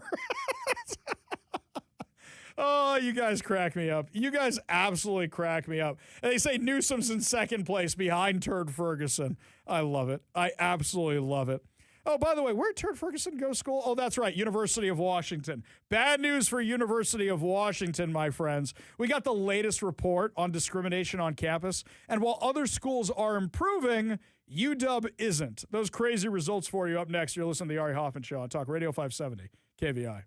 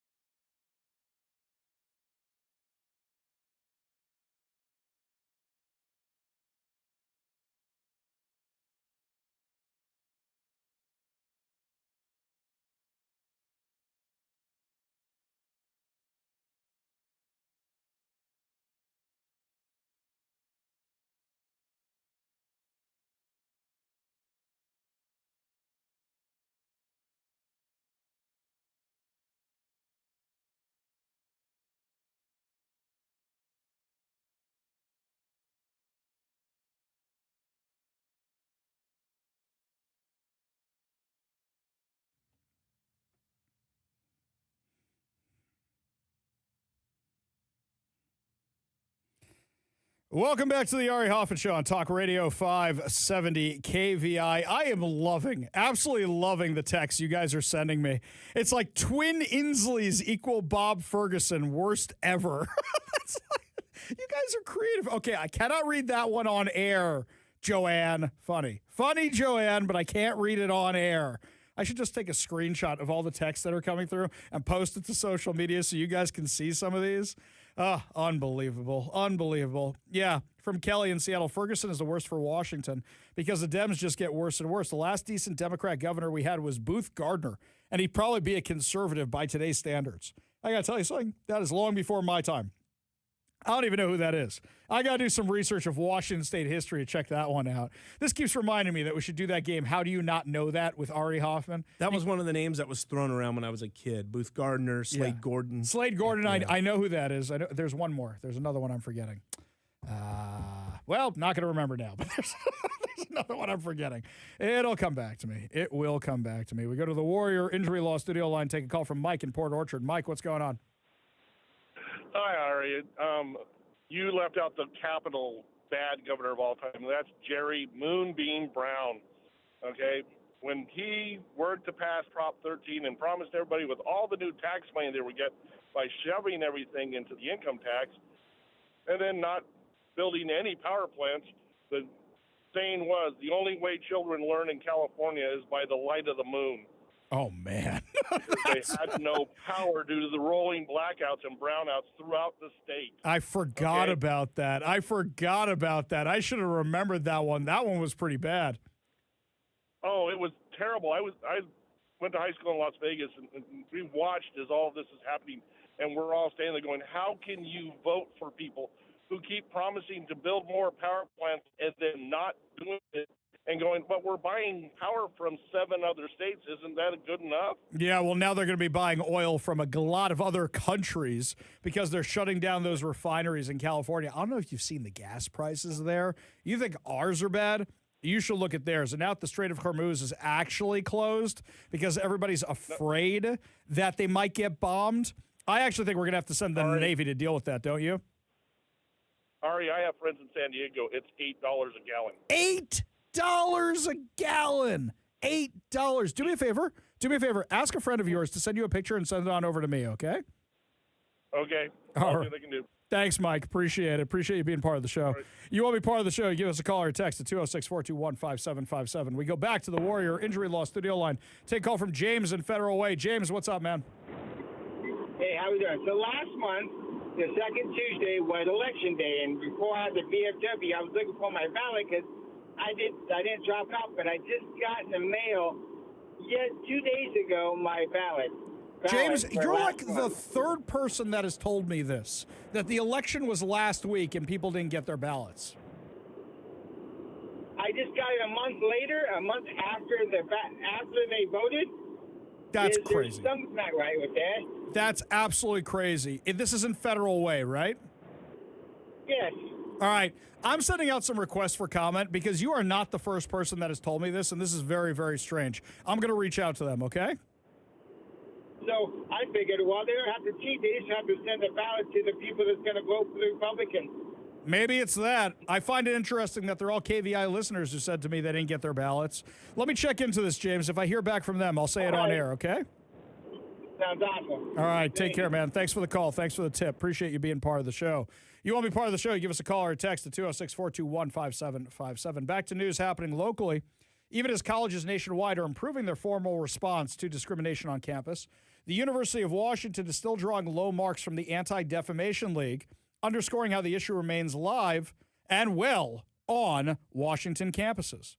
The ADL's 2026 Campus Anti-Semitism Report found that 58% of the 150 colleges and universities it assessed earned A or B grades, up from 41% in 2025 and 23.5% in 2024. The group says the gains reflect stronger policies, clearer enforcement, and more sustained investment in Jewish campus life. Stop right there. You know what I find fascinating about this ADL report, before you guys think I'm getting all excited about the ADL? Who do they not credit at all for any of this? Who made the colleges do all this? Who said they were going to defund them if they kept putting up with the discrimination on campus and allowing Gaza encampments? Oh, right, it was the Trump administration. Zero credit given whatsoever. Who got Columbia? Who got Harvard? Who took care of it? Joe Biden said, nap time. That's what Joe Biden said. He did nothing about this. But our schools out here haven't really improved.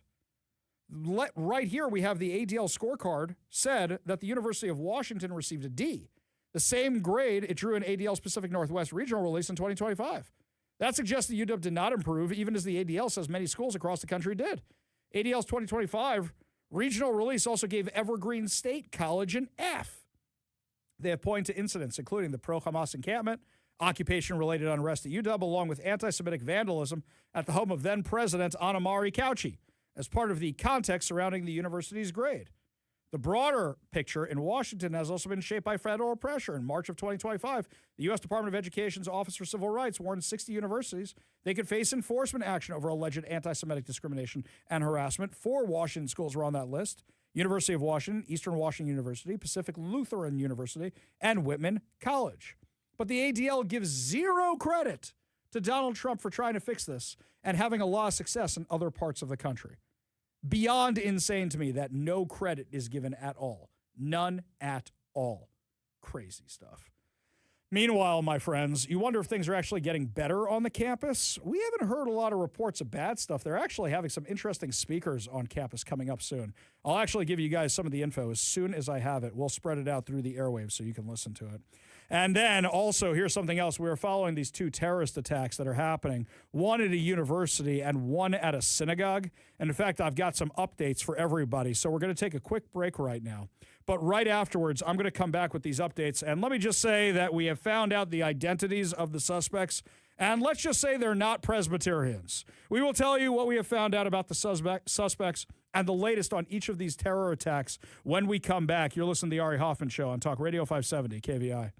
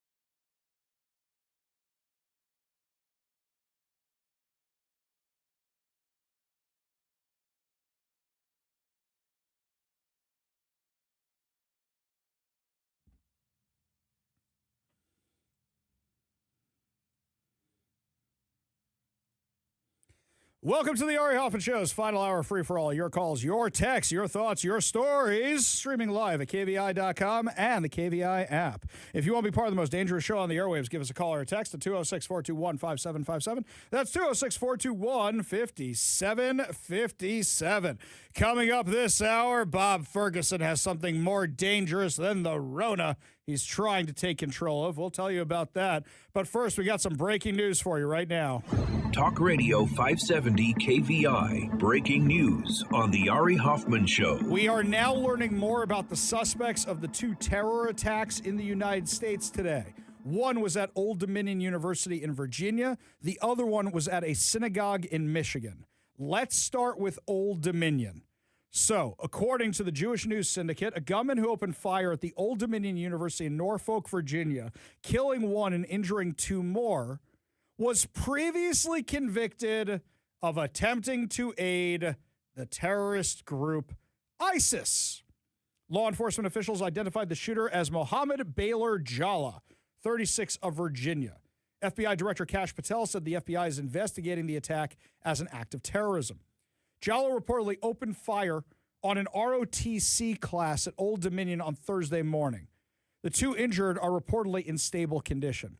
The victims have not been identified yet, but apparently the deceased victim was the class instructor, who's a retired military officer.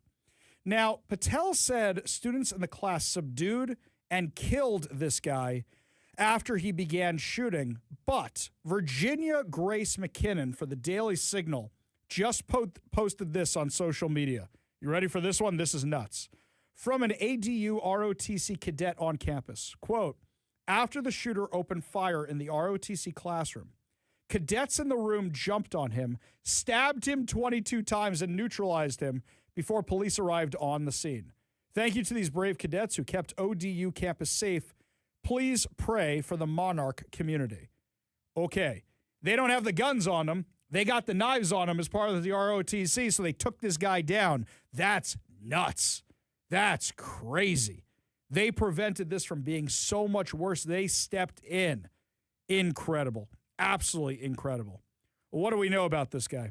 He was a former member of the Army National Guard who was sentenced to 11 years in prison for 2017 for trying to provide material support to ISIS. Time out. 11 years in prison. Can somebody help me out with math for a second here? If he was sentenced in 2017, all right, I'm pulling out my fingers here. 2018, 19, 20, 21, 22, 23, 24, 25, 26, 27, 28. By my math, he's still got 2 years left for providing material support to ISIS. What, you get out early for good behavior? Is that what's going on? Why was this guy on the street? Better question.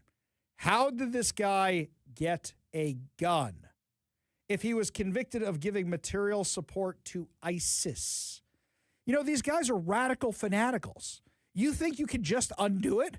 No, you can't just undo it. So sure, we'll put him in prison, and then we'll just, what are we going to do with him afterwards? I don't know, send him to McNeil Island or something. So you just release the terrorist into our communities. He was born in Sierra Leone, was a naturalized U.S. citizen.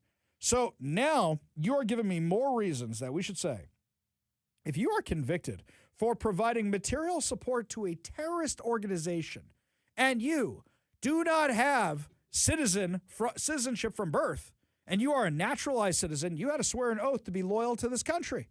Well, clearly you were lying. What, did you have your fingers crossed behind your back when you did it? So I think an argument is to be made about revoking citizenship from people who commit crimes in this country. What do you guys think about that? I think terrorism, for sure. Anything aiding a foreign government, for sure, I think you should lose your citizenship. What do you think? Give me a call or a text. 206-421-5757. That's 206-421-5757. Now, also, we're learning more about the shooter or the attempted shooting over at a synagogue in Michigan. Let's see what the latest is here. Talk Radio 570 KVI. Breaking news on the Ari Hoffman Show. This one here, according to JNS, a man who drove a truck into the largest Reform temple in North America and opened fire on security guards, injuring one in suburban Detroit, is confirmed dead, according to the Oakland County Sheriff's Office. Police from multiple agencies cleared the building at Temple Israel in West Bloomfield, Michigan, a suburb some 25 miles northwest of Detroit, on Thursday. FBI Director Kash Patel said the FBI was on site as well. The sheriff's office referred to a suspect who had entered the building with a vehicle. That's an understatement, by the way. He drove it through the main doors. The Jewish Federation of Detroit said it was extraordinarily grateful and relieved that no children or congregants were seriously injured in today's assault at Temple Israel. Stop for a second. This is a miracle. You got somebody good on your side, but also you had help. Let me explain all the circumstances here. A lot of these synagogues, especially the bigger synagogues, have preschools, have daycares on the facilities. As soon as I saw it was a Reform synagogue, they're very common with Reform. So there's Orthodox, which I am, there's Conservative Judaism, there's Reform Judaism, there's Reconstructionist Judaism, different branches. Reform and Conservative usually have preschools, daycares on their facilities. When I looked up their website, I saw there was an early childhood learning center there, and I was petrified. Oh my God, are we going to have a bunch of dead kids? Well, apparently what happened here, they have armed security guards because it's a synagogue. And I'm really happy because a lot of Reform synagogues don't actually have that. I'm thrilled that they actually have this, that they had the security guards, because apparently the security guards are the ones who stopped the guy. From the Federation, quote, "We extend our most sincere thanks to the first responders, safety personnel, and especially Temple Israel security staff for their courage, professionalism, and swift action. Our thoughts are with the Temple Israel Director of Security, who was injured during the incident, and we wish him a full and speedy recovery." The Federation also said it is deeply appreciative of our local law enforcement agencies, Jewish Community Services, security for their ongoing dedication to keeping our Jewish community safe. Now, here's something else. Fox News is reporting that these guys had a security training just last week. Just last week, they had a security training where they're trying to stay on top of the latest practices. My synagogue does this kind of stuff all the time. So I want you to look at this situation here. Nobody dead, no victims. Look how prepared they were. Were there injuries? Sure. And that's what a good security team will do. That's what good first responders do. They put themselves between you and the bad guys, and the ROTC students did the exact same thing over at Old Dominion. What do you notice in common between these two situations? Both had people who were willing to risk their lives for others. Both had some form of security. Now, I think in Old Dominion, the guy seemed to be targeting ROTC. Are we going to find out this is an ISIS sleeper cell? Are we going to find out this is a guy who just wanted to go kill military members and figured ROTC was a softer target than the actual military? We don't know all those details yet. But when you have people who are trained to lay their lives on the line or in training to do that, look how it cuts down on the body count. I mean, you could have had classrooms filled with dead children. This guy drove a car into a synagogue with a daycare. How many school shootings have we seen with massive body counts, like in Newtown? I mean, I don't even want to think about what you could have had today in this synagogue. But they had security on site, and security neutralized the guy. There are unconfirmed reports, these are unconfirmed, that there was some type of explosive material inside the vehicle. What if that guy had detonated a bomb driving in? Why else would he drive the car in? Of course, to take out the doors and have easier access to it. But you had security on site. Guys, I don't know how many times I have to say this again. I have to say is that even though you had two shootings today, this could have been so much worse. I assume we're going to hear some story about the instructor of the ROTC giving his life to save his students. I assume we're going to hear that. You could have had an entire classroom filled with dead kids at that university. You could have had an entire day school, an entire preschool of dead children, but you had security on campus. I say this to my religious friends all the time. My friends, your synagogues, your churches, you need to have a hard target. First of all, when you have a hard target, usually they look to go somewhere else. Why did this guy just not walk up to the building and drove into the building? Because my guess, if these guys have 24-hour security like it sounds like they do, they also have hardened doors, and he decided to drive in through the doors. There seems to be some kind of fire that was in his car or in the building. And a lot of the people who are being treated at the hospital, I saw something about 30 people being treated for the synagogue. It's not that they were shot. It's for smoke inhalation. That's what they're being treated for. Those are the details we know right now. But what are you seeing in common between these two stories? There was security. There were people there who were trained in being security. ROTC, trained in being first responders, trained in CPR, trained in being military. When you have that stuff nearby, the bad guys can't do what they did in other places where they go classroom to classroom to classroom hunting. Did you see the response on TV to both of these situations? You see hundreds of police cars at both locations. Probably brought in the local, brought in the state, brought in the county, brought in everybody. But how long does it take for all of them to get there? And need I remind you of Uvalde? In Uvalde, when the first responders were waiting and waiting and waiting and waiting and waiting and didn't go, they were given an order not to go by the person in charge. Think about that. Here, these people put themselves in the line of fire. They put themselves into the danger. We have heroes. We have absolute heroes in this country. And let's take the security guard for a second. He's being paid. It's a paid gig. How many of you would confront a gunman on your paid gig? And I know you guys are saying to me, he's security, that's his job. Yeah, unfortunately, we've seen sometimes where that doesn't happen. This is amazing. This is incredible. This could have been so much worse. This could have been so much worse. Thank God it wasn't. Thank God it wasn't.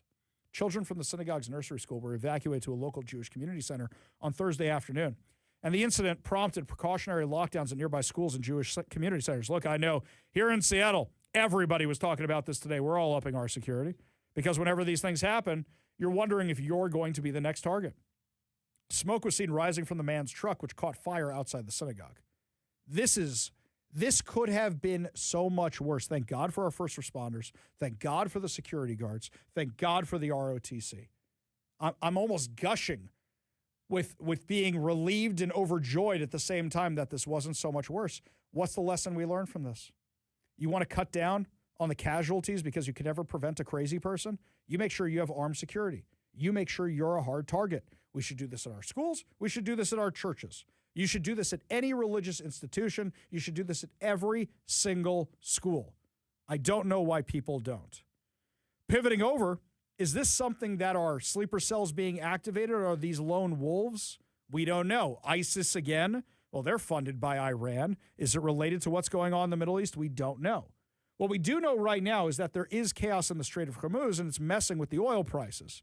President Trump says they're going to have to send in the U.S. Navy to clean out the remnants, the mines, whatever else may be there that's left behind by Iran. But it shouldn't be spiking our gas prices because we're perfectly fine. This is a lot of fear and uncertainty. We have all the gas. Now the question is, where is everybody else getting their gas from? As I said, one press conference announced that we're willing to sell to anybody. We are willing to be the world's gas station. We will do that. This isn't going to be the 1970s with gas lines. This isn't going to be that. The prices don't have to spike. I kind of hope the president does do some kind of talk about this because we could have a massive energy realignment when this is over if we stay the course and we don't have to worry about the Middle East for oil ever again. That could actually happen within our lifetimes and not have to worry about this. We could have done this in the 1970s. We could have done this in the 1980s. We didn't do this. This we need to take care of as soon as possible. Send in the Navy. Send in the Navy to clean out the strait. I really take out the remnants of Iran, keep bombing those ships, take care of this. We don't like when you hit our ships. Don't hit our ships. Don't do that. I'll tell you, there's actually something amazing. There's this video that's making the rounds. When we have Israel and the U.S. doing joint operations over Iran, they're talking to each other. Somebody release this cockpit report recorder footage. Mobile 97. Go for 97. It is a great honor for us to fight with you. You're doing a great job. Thank you very much. Likewise, gentlemen. Please be safe out there. Strike hard. See ya. Isn't that how it should be? Isn't that how it should be? The Democrats, meanwhile, are yelling and screaming about this. I noticed they didn't care about gas prices when Joe Biden cut all those leases. They said, oh, yeah, let's open the strategic reserves. Now when Trump opens the strategic reserves, how dare you do it? The hypocrisy is absolutely crazy. Absolutely crazy. John Fetterman seems to be the only clear, level-headed thinking Democrat. Here's what he said today on News Nation. You are confident that the world is better after the death of Iran's supreme leader, the Ayatollah Khamenei, but his son 100%. His son, but his son is kill every last member of their leadership. Well, his son is now in charge, and he's considered even more of a hardliner. Well, they should kill him too. Oh, well, maybe they will, but in the meantime, I love how the reporter for News Nation was not expecting that at all. Yeah, so if he's more of a hardliner and he was in the family business, take him out. Apparently, the father didn't like the son very much and didn't have much confidence in him. Also, we're not sure the son is still alive. We're not even sure if the guy's alive. Sure, a statement came out from him today. They're swearing allegiance to a picture, as we mentioned yesterday. It might as well be a cardboard cutout.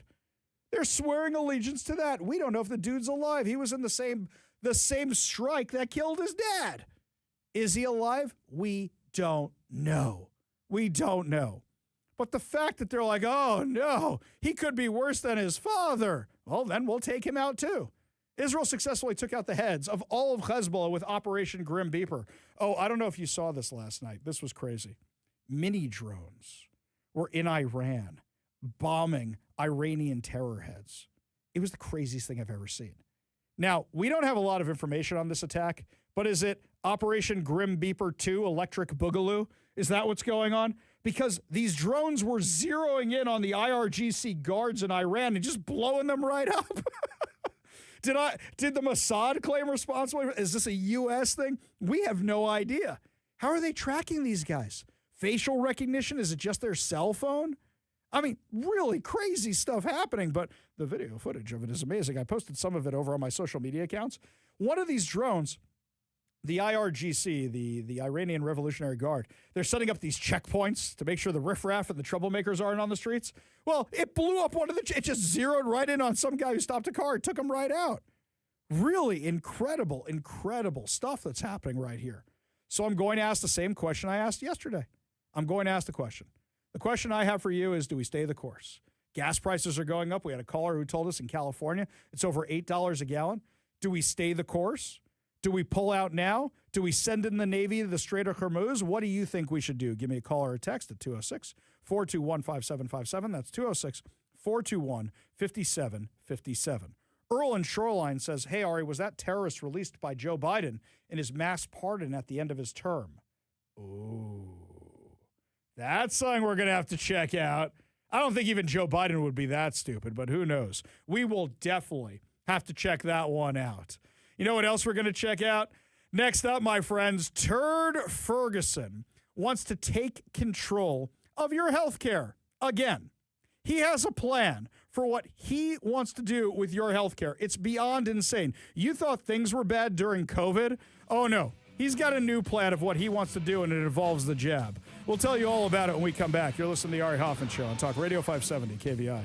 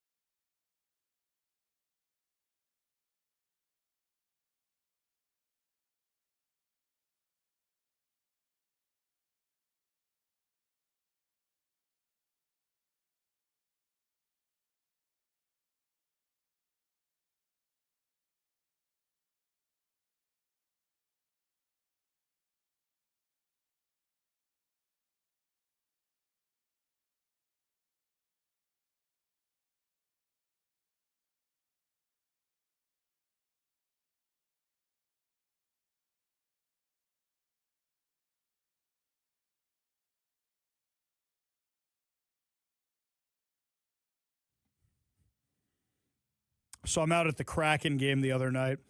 And while I'm sitting there, I start hearing that drum, that buoy the mascot is carrying around. And let me just give you the setup to where we were sitting at the Kraken game the other night. It's my wife, my daughter, me, and these two middle-aged women who are sitting next to me. And I start making my usual buoy jokes about the mascot. And I go, there he is. The homeless troll who looks like a meth addict, the perfect mascot for Seattle. And the two ladies on my left start giggling and think I'm very, very funny. It was great. So I guess for today, I'm going to be the troll. Why? Because I am loving messing with Turd Ferguson's social media account. So do you know what a ratio is? A ratio is when you post something on social media and everybody thinks the exact opposite, so they tell you so. So what happens is you have more negative comments than positive comments. You have more comments than likes. It's social media lingo. But for the entire week, I've just been posting on Turd Ferguson's social media account, and I'm getting a lot more reaction to anything he's saying than what he said. Now, here we go. You guys are ready for this one? This one's a lot of fun. This is what he announces just the other day. We are not standing by and leaving ourselves at the mercy of the federal government's chaotic, politicized, unscientific policies. Yesterday, I signed my bill with Insurance Commissioner Cooterer to give Washington State decision-making authority on what vaccines to recommend. Thank you to sponsors Representative Baronsky and Senator Cleveland. Okay. By unscientific, do you mean things like stay home, stay healthy, or 6 feet to stop the spread, or masks work, followed by masks don't work, followed by masks work? Or how about take the jab or lose your job? How about no weddings or funerals, but it's okay to riot in large groups? What about closing restaurants at 11 because the Rona can get you at 11:01? Tell me how any of that is scientific. Why should we trust any of you? None of that was based in science. Bob Ferguson got 236 likes on his post. I got 773 on my comment. 773. Yes, the social media game is strong with this one. What other dumb things? Oh, here we go. Here we go. Ready? Okay. Bob Ferguson just signed this an hour ago. Are you ready?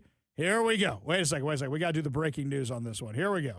Hang on. Putting this right up here. Talk Radio 570 KVI. Breaking news on the Ari Hoffman Show. Turd Ferguson wrote this. I just signed a bill to replace the term alien with non-citizen in our statutes. Words have meaning.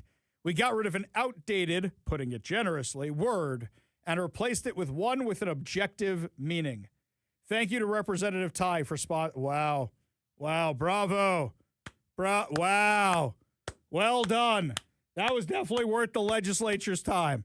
Well done. Okay. Do you know what else he signed today? He signed the bill, the House passed the bill, which is the one, he hasn't signed it yet, I don't think, which is the one that forces employers to give their employees a heads up if they're illegal aliens that ICE is on the way. Yeah, he signed that one too. This is by far one of the craziest sessions I've ever seen because they just keep doing whatever's in their agenda, regardless if it makes sense or not. They're just going to keep pushing and pushing and pushing until we push back. And I don't mean physically. I mean stopping their radical agenda. He also wrote, great to speak to TVW reporters this morning about the legislative session, including our success with the millionaire's tax and investments in housing and infrastructure. Success. I don't think you understand the meaning of that word. Success. All the successful businesses are going to leave. They are going to leave as fast as they possibly can. You call that a success because you signed this stupidity? Are you insane? Turd Ferguson also says he signed several bipartisan bills this week to address the housing crisis in Washington State. Good luck finding anybody to build those houses. Who'd be crazy enough to do that? When you have a 33% office vacancy rate, that means there's not people moving here for work anymore. Are you kidding me with this nonsense? The millionaire's tax, he writes, passed the House represents historic progress in rebalancing our unfair system. Oh, you want to redistribute wealth? It looks like you're redistributing Washington's wealth to Florida, Texas, Arizona, Tennessee.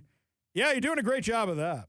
It sends significant dollars back to Washington families and small businesses. No, it doesn't. It expands the Washington family tax credit. No, it doesn't. These are all lies. He is lying about literally everything. Everything he is talking, none of this is true. My favorite lie about this is that they're paying for lunch meals for kids. No, they're not. The federal government covers 75% of those meals. They're not paying for it. The other 25% are the kids who don't qualify for it. So you're paying for the rich kids' meals. I thought you guys were against all that. Unbelievable. The amount of insanity, and he thinks he's a hero. He thinks he's literally saving everybody. Crazy. Absolutely crazy. The Democrats cheering for when the millionaire's tax passed, which we all know is not a millionaire tax. What is it? It's an income tax. And they're all cheering over this? Did you hear this? Hang on, we'll play this for you right now. So the bill just passes, and here's what happens next.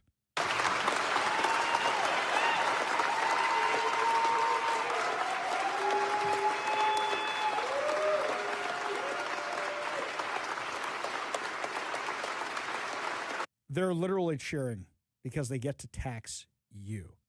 Now, as I mentioned in the first hour, we had some requests, by the way, from the first hour. They said they were going to have friends listening in the second hour. They like some of these songs so much. A lot of the tech community is really, really mad about this. They are furious about this. So they've started making memes and videos, AI videos. And one of the fun ones was the one that took the I'm just a bill, how a bill becomes law, that whole thing, turned it into I'm just a tax. This was gold. I'm just a tax. Yes, I'm only a tax. Trying to make it through Washington's cracks. The Constitution says no, written in stone. You need 2/3 of the House and Senate. Then do it again, you're not so pleasant. Then ask every voter to raise their hand. Or call it an excise tax, a privilege fee. The words you use are the magical key. No vote from the people, no 2/3 in sight. Just change the name and make wrong look right. Constitution, we don't need no stinking Constitution. SB 6346. I'm glad the tech community's on our side now because we're getting even more of these. Our friends over at Future 42. They took the scene from Billy Madison where Adam Sandler is rambling through an answer about the Industrial Revolution. That's what he's rambling, telling the dog who lost his way. And they took it to take that clip, which our friend Carlene Johnson from the Center Square got when she asked Senate Majority Leader Jamie Peterson about the income tax. They merged these two together, and it's absolute gold. This question goes to you, Mr. Peterson. Do people own their income? No, I think it is. No, they own the property once it has become income. This is not, if you think about it, I've been trying to think of good analogies to this.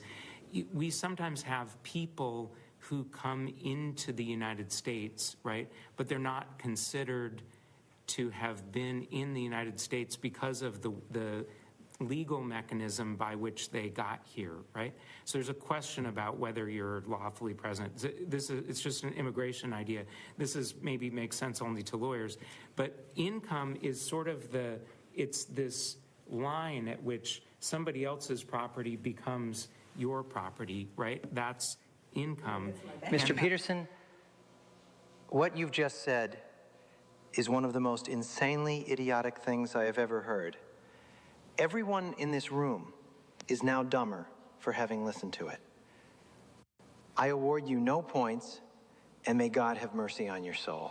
For those of you that think we can't turn this around, it may be a little late, but the tech community is warming up to what's going on, and they don't want to leave either. Some of them might. Some of you might. There's a lot of people gearing up to fight, and I'm going to tell you right now, there's a lot going on behind the scenes. I've been in meetings. I've been in a few meetings. I've been on the phone a lot since this thing went through, and I think the left is going to be in for some surprises. I don't think they realize the sleeping giant that they've awakened. I will have updates for you when we're ready to give you the updates. We don't have them just yet.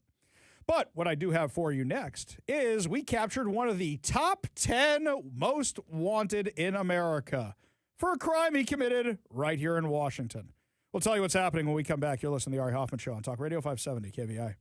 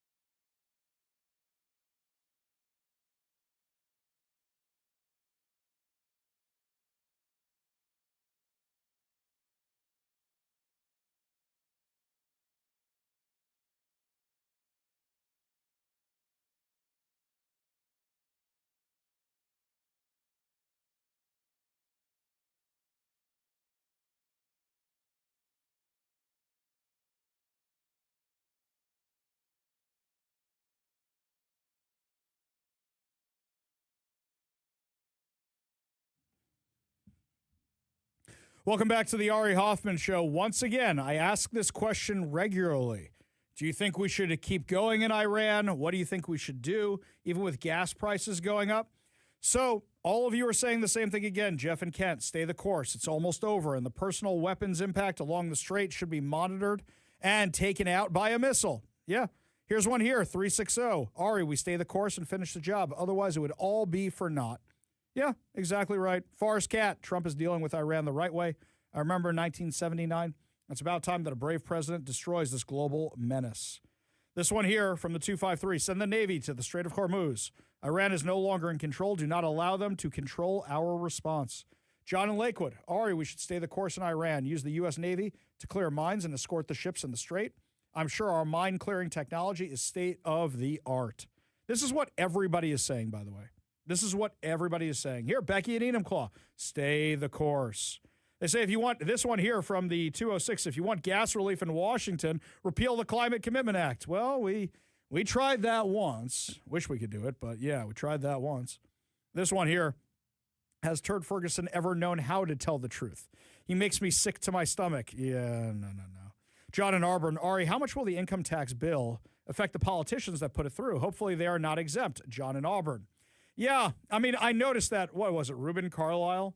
He's the one who used to be a senator. He passed the Climate Commitment Act, and he's the one who makes his living now helping companies get grants from the Climate Commitment Act. His company makes millions of dollars, and all of a sudden I saw he was against the millionaire tax. Why is he against the millionaire tax all of a sudden? Yeah, good question. It's an income tax. And now that he's got a pretty steady income of a lot of your taxpayer money, now he wants to, an income, it's just too much. It's just too much. This one here from the Department of Justice about our very own Washington.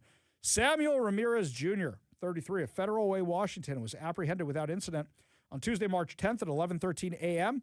in Sinaloa, Mexico, only 1 hour and 13 minutes after being announced as the 538th addition to the FBI's 10 most wanted fugitives list.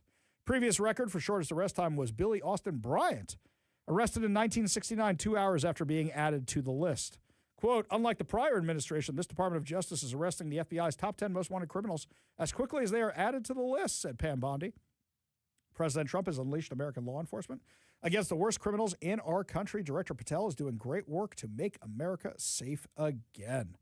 This is huge. This guy was the one you heard on all the local news stations. Somebody from Washington has been added to the top list.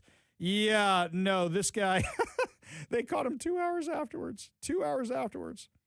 So he's a U.S. citizen who was deported from Mexico to the United States to face murder charges in King County Superior Court.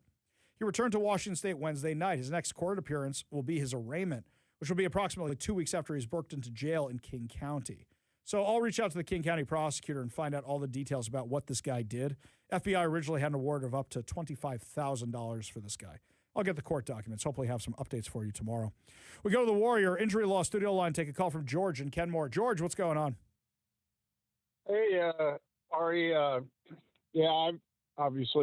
the guy that's been there before, 88. And I was in the tanker convoy escort. It's 10 miles long, with the 20-mile straight there. And it's very shallow. Mm-hmm. And it's sort of two continents, basically. When the Ice Age happened, they would have had a land bridge. Well, the Jennifer Griffin, I usually respect her, but these people are idiots. Admiral Crowe wrote a book. It's available for $1 on Amazon. He said, we've killed enough for today. Last time we sunk their Navy. And all those, the A6 guy had a pipper on the smokestack. He could have put one right down to the engine room going into Bandar Abbas. But she says, the mines, they could have mines like they did in 88. He said, but there were no missiles. I'm sorry. No, there were 250 ships sitting with holes in them in Fujairah, the smallest of the United Arab Emirates. Most people don't even know it. And I was sitting there having beers with a Norwegian master of an oil tanker because they kick him off. Lloyd's of London wouldn't insure him, and they put on the Filipino crews, Mm-hmm. And the Filipinos would take them through the Strait of Hormuz. And I went through the Strait of Hormuz.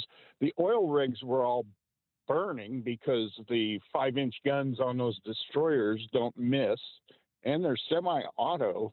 And a lot of people are saying, oh, they ought to have A-10s there to shoot those boats. I'm sorry, every Navy ship has way more firepower So than let me ask you an this. A-10. In the 1970s, and I don't believe that Iranian Navy has improved since the 1970s. In the 1970s, I would imagine that they were no match for the U.S. Navy. Would that be accurate? Well, we were teaching them in the 1970s. Okay, so let's do 1979. I would assume they'd be no match for us, right? Well, they did have 100 F4s and 80 F14s. And at back the then time, they and weren't 40 years old. Okay, fair. But now they're flying. also, Now they're flying they're not museum AI pieces. ships. They can't get parts for. Now most of their Navy is sunk. I think that the current ships we have could probably solve this problem in short order, don't you? Well, we have a 3-carrier battle group out there. That's what I'm saying. This is a 1-carrier job. That's what I'm saying. We can take care of this in short order. George, appreciate the perspective. Appreciate you being part of the show. You want to be part of the show, you give us a call or a text at 206-421-5757. Only good news to wrap up the show. Good news headlines heading into your evening commute. Put a smile on your face. You're listening to the Ari Hoffman Show on Talk Radio 570 KVI.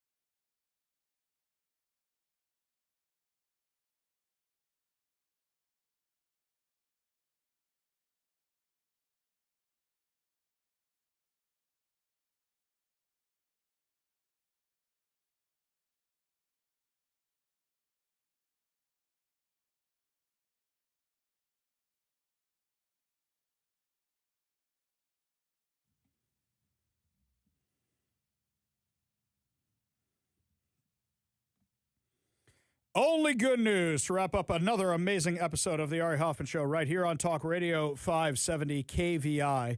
And I just want to say a big thank you to all of our service members that called the show. Today was so much fun because of you guys. For those of you who called because you served, for those of you who called because your kids served, that whole surf and turf conversation, I did not expect on a day where there's 2 terror attacks, an income tax for the first time in Washington, and everything else going on, that the hottest topic of the day would be surf and turf. I did not see that coming. I didn't see that coming either, man. And the calls just kept coming in. I did not expect that. I might have to clip that for later. Also, I didn't expect one of our usual protesters to agree that taxes are bad. I mean, it's really a special day around here. Oh, we got a caller. All right, we'll take a quick caller before good news. We go to the Warrior Injury Law Studio line. Take a call from Doug in Gig Harbor. Doug, what's up? Hey, Ari, great show today. I just want to ask real quick, I think from the celebration, you're going to tell me that the guys who refuse to represent the people that passed this law, are they somehow exempt from it? So, funny you should mention that. They're not, but realize it doesn't affect them, so they're more than happy to tax somebody else for it. They make a lot of money, and they just voted themselves a couple raises. They're not exempt from it, from this specific one, so we'll see what happens down the road. But, yeah, no, they're not right now.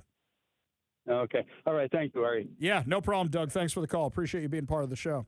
So this one here from the Good News Network. In just over 3 years, Hawaii Pacific University's Bounty Project has removed over 185,000 pounds of derelict fishing gear from the North Pacific Ocean by turning commercial fishing trips into opportunities for ocean cleanup.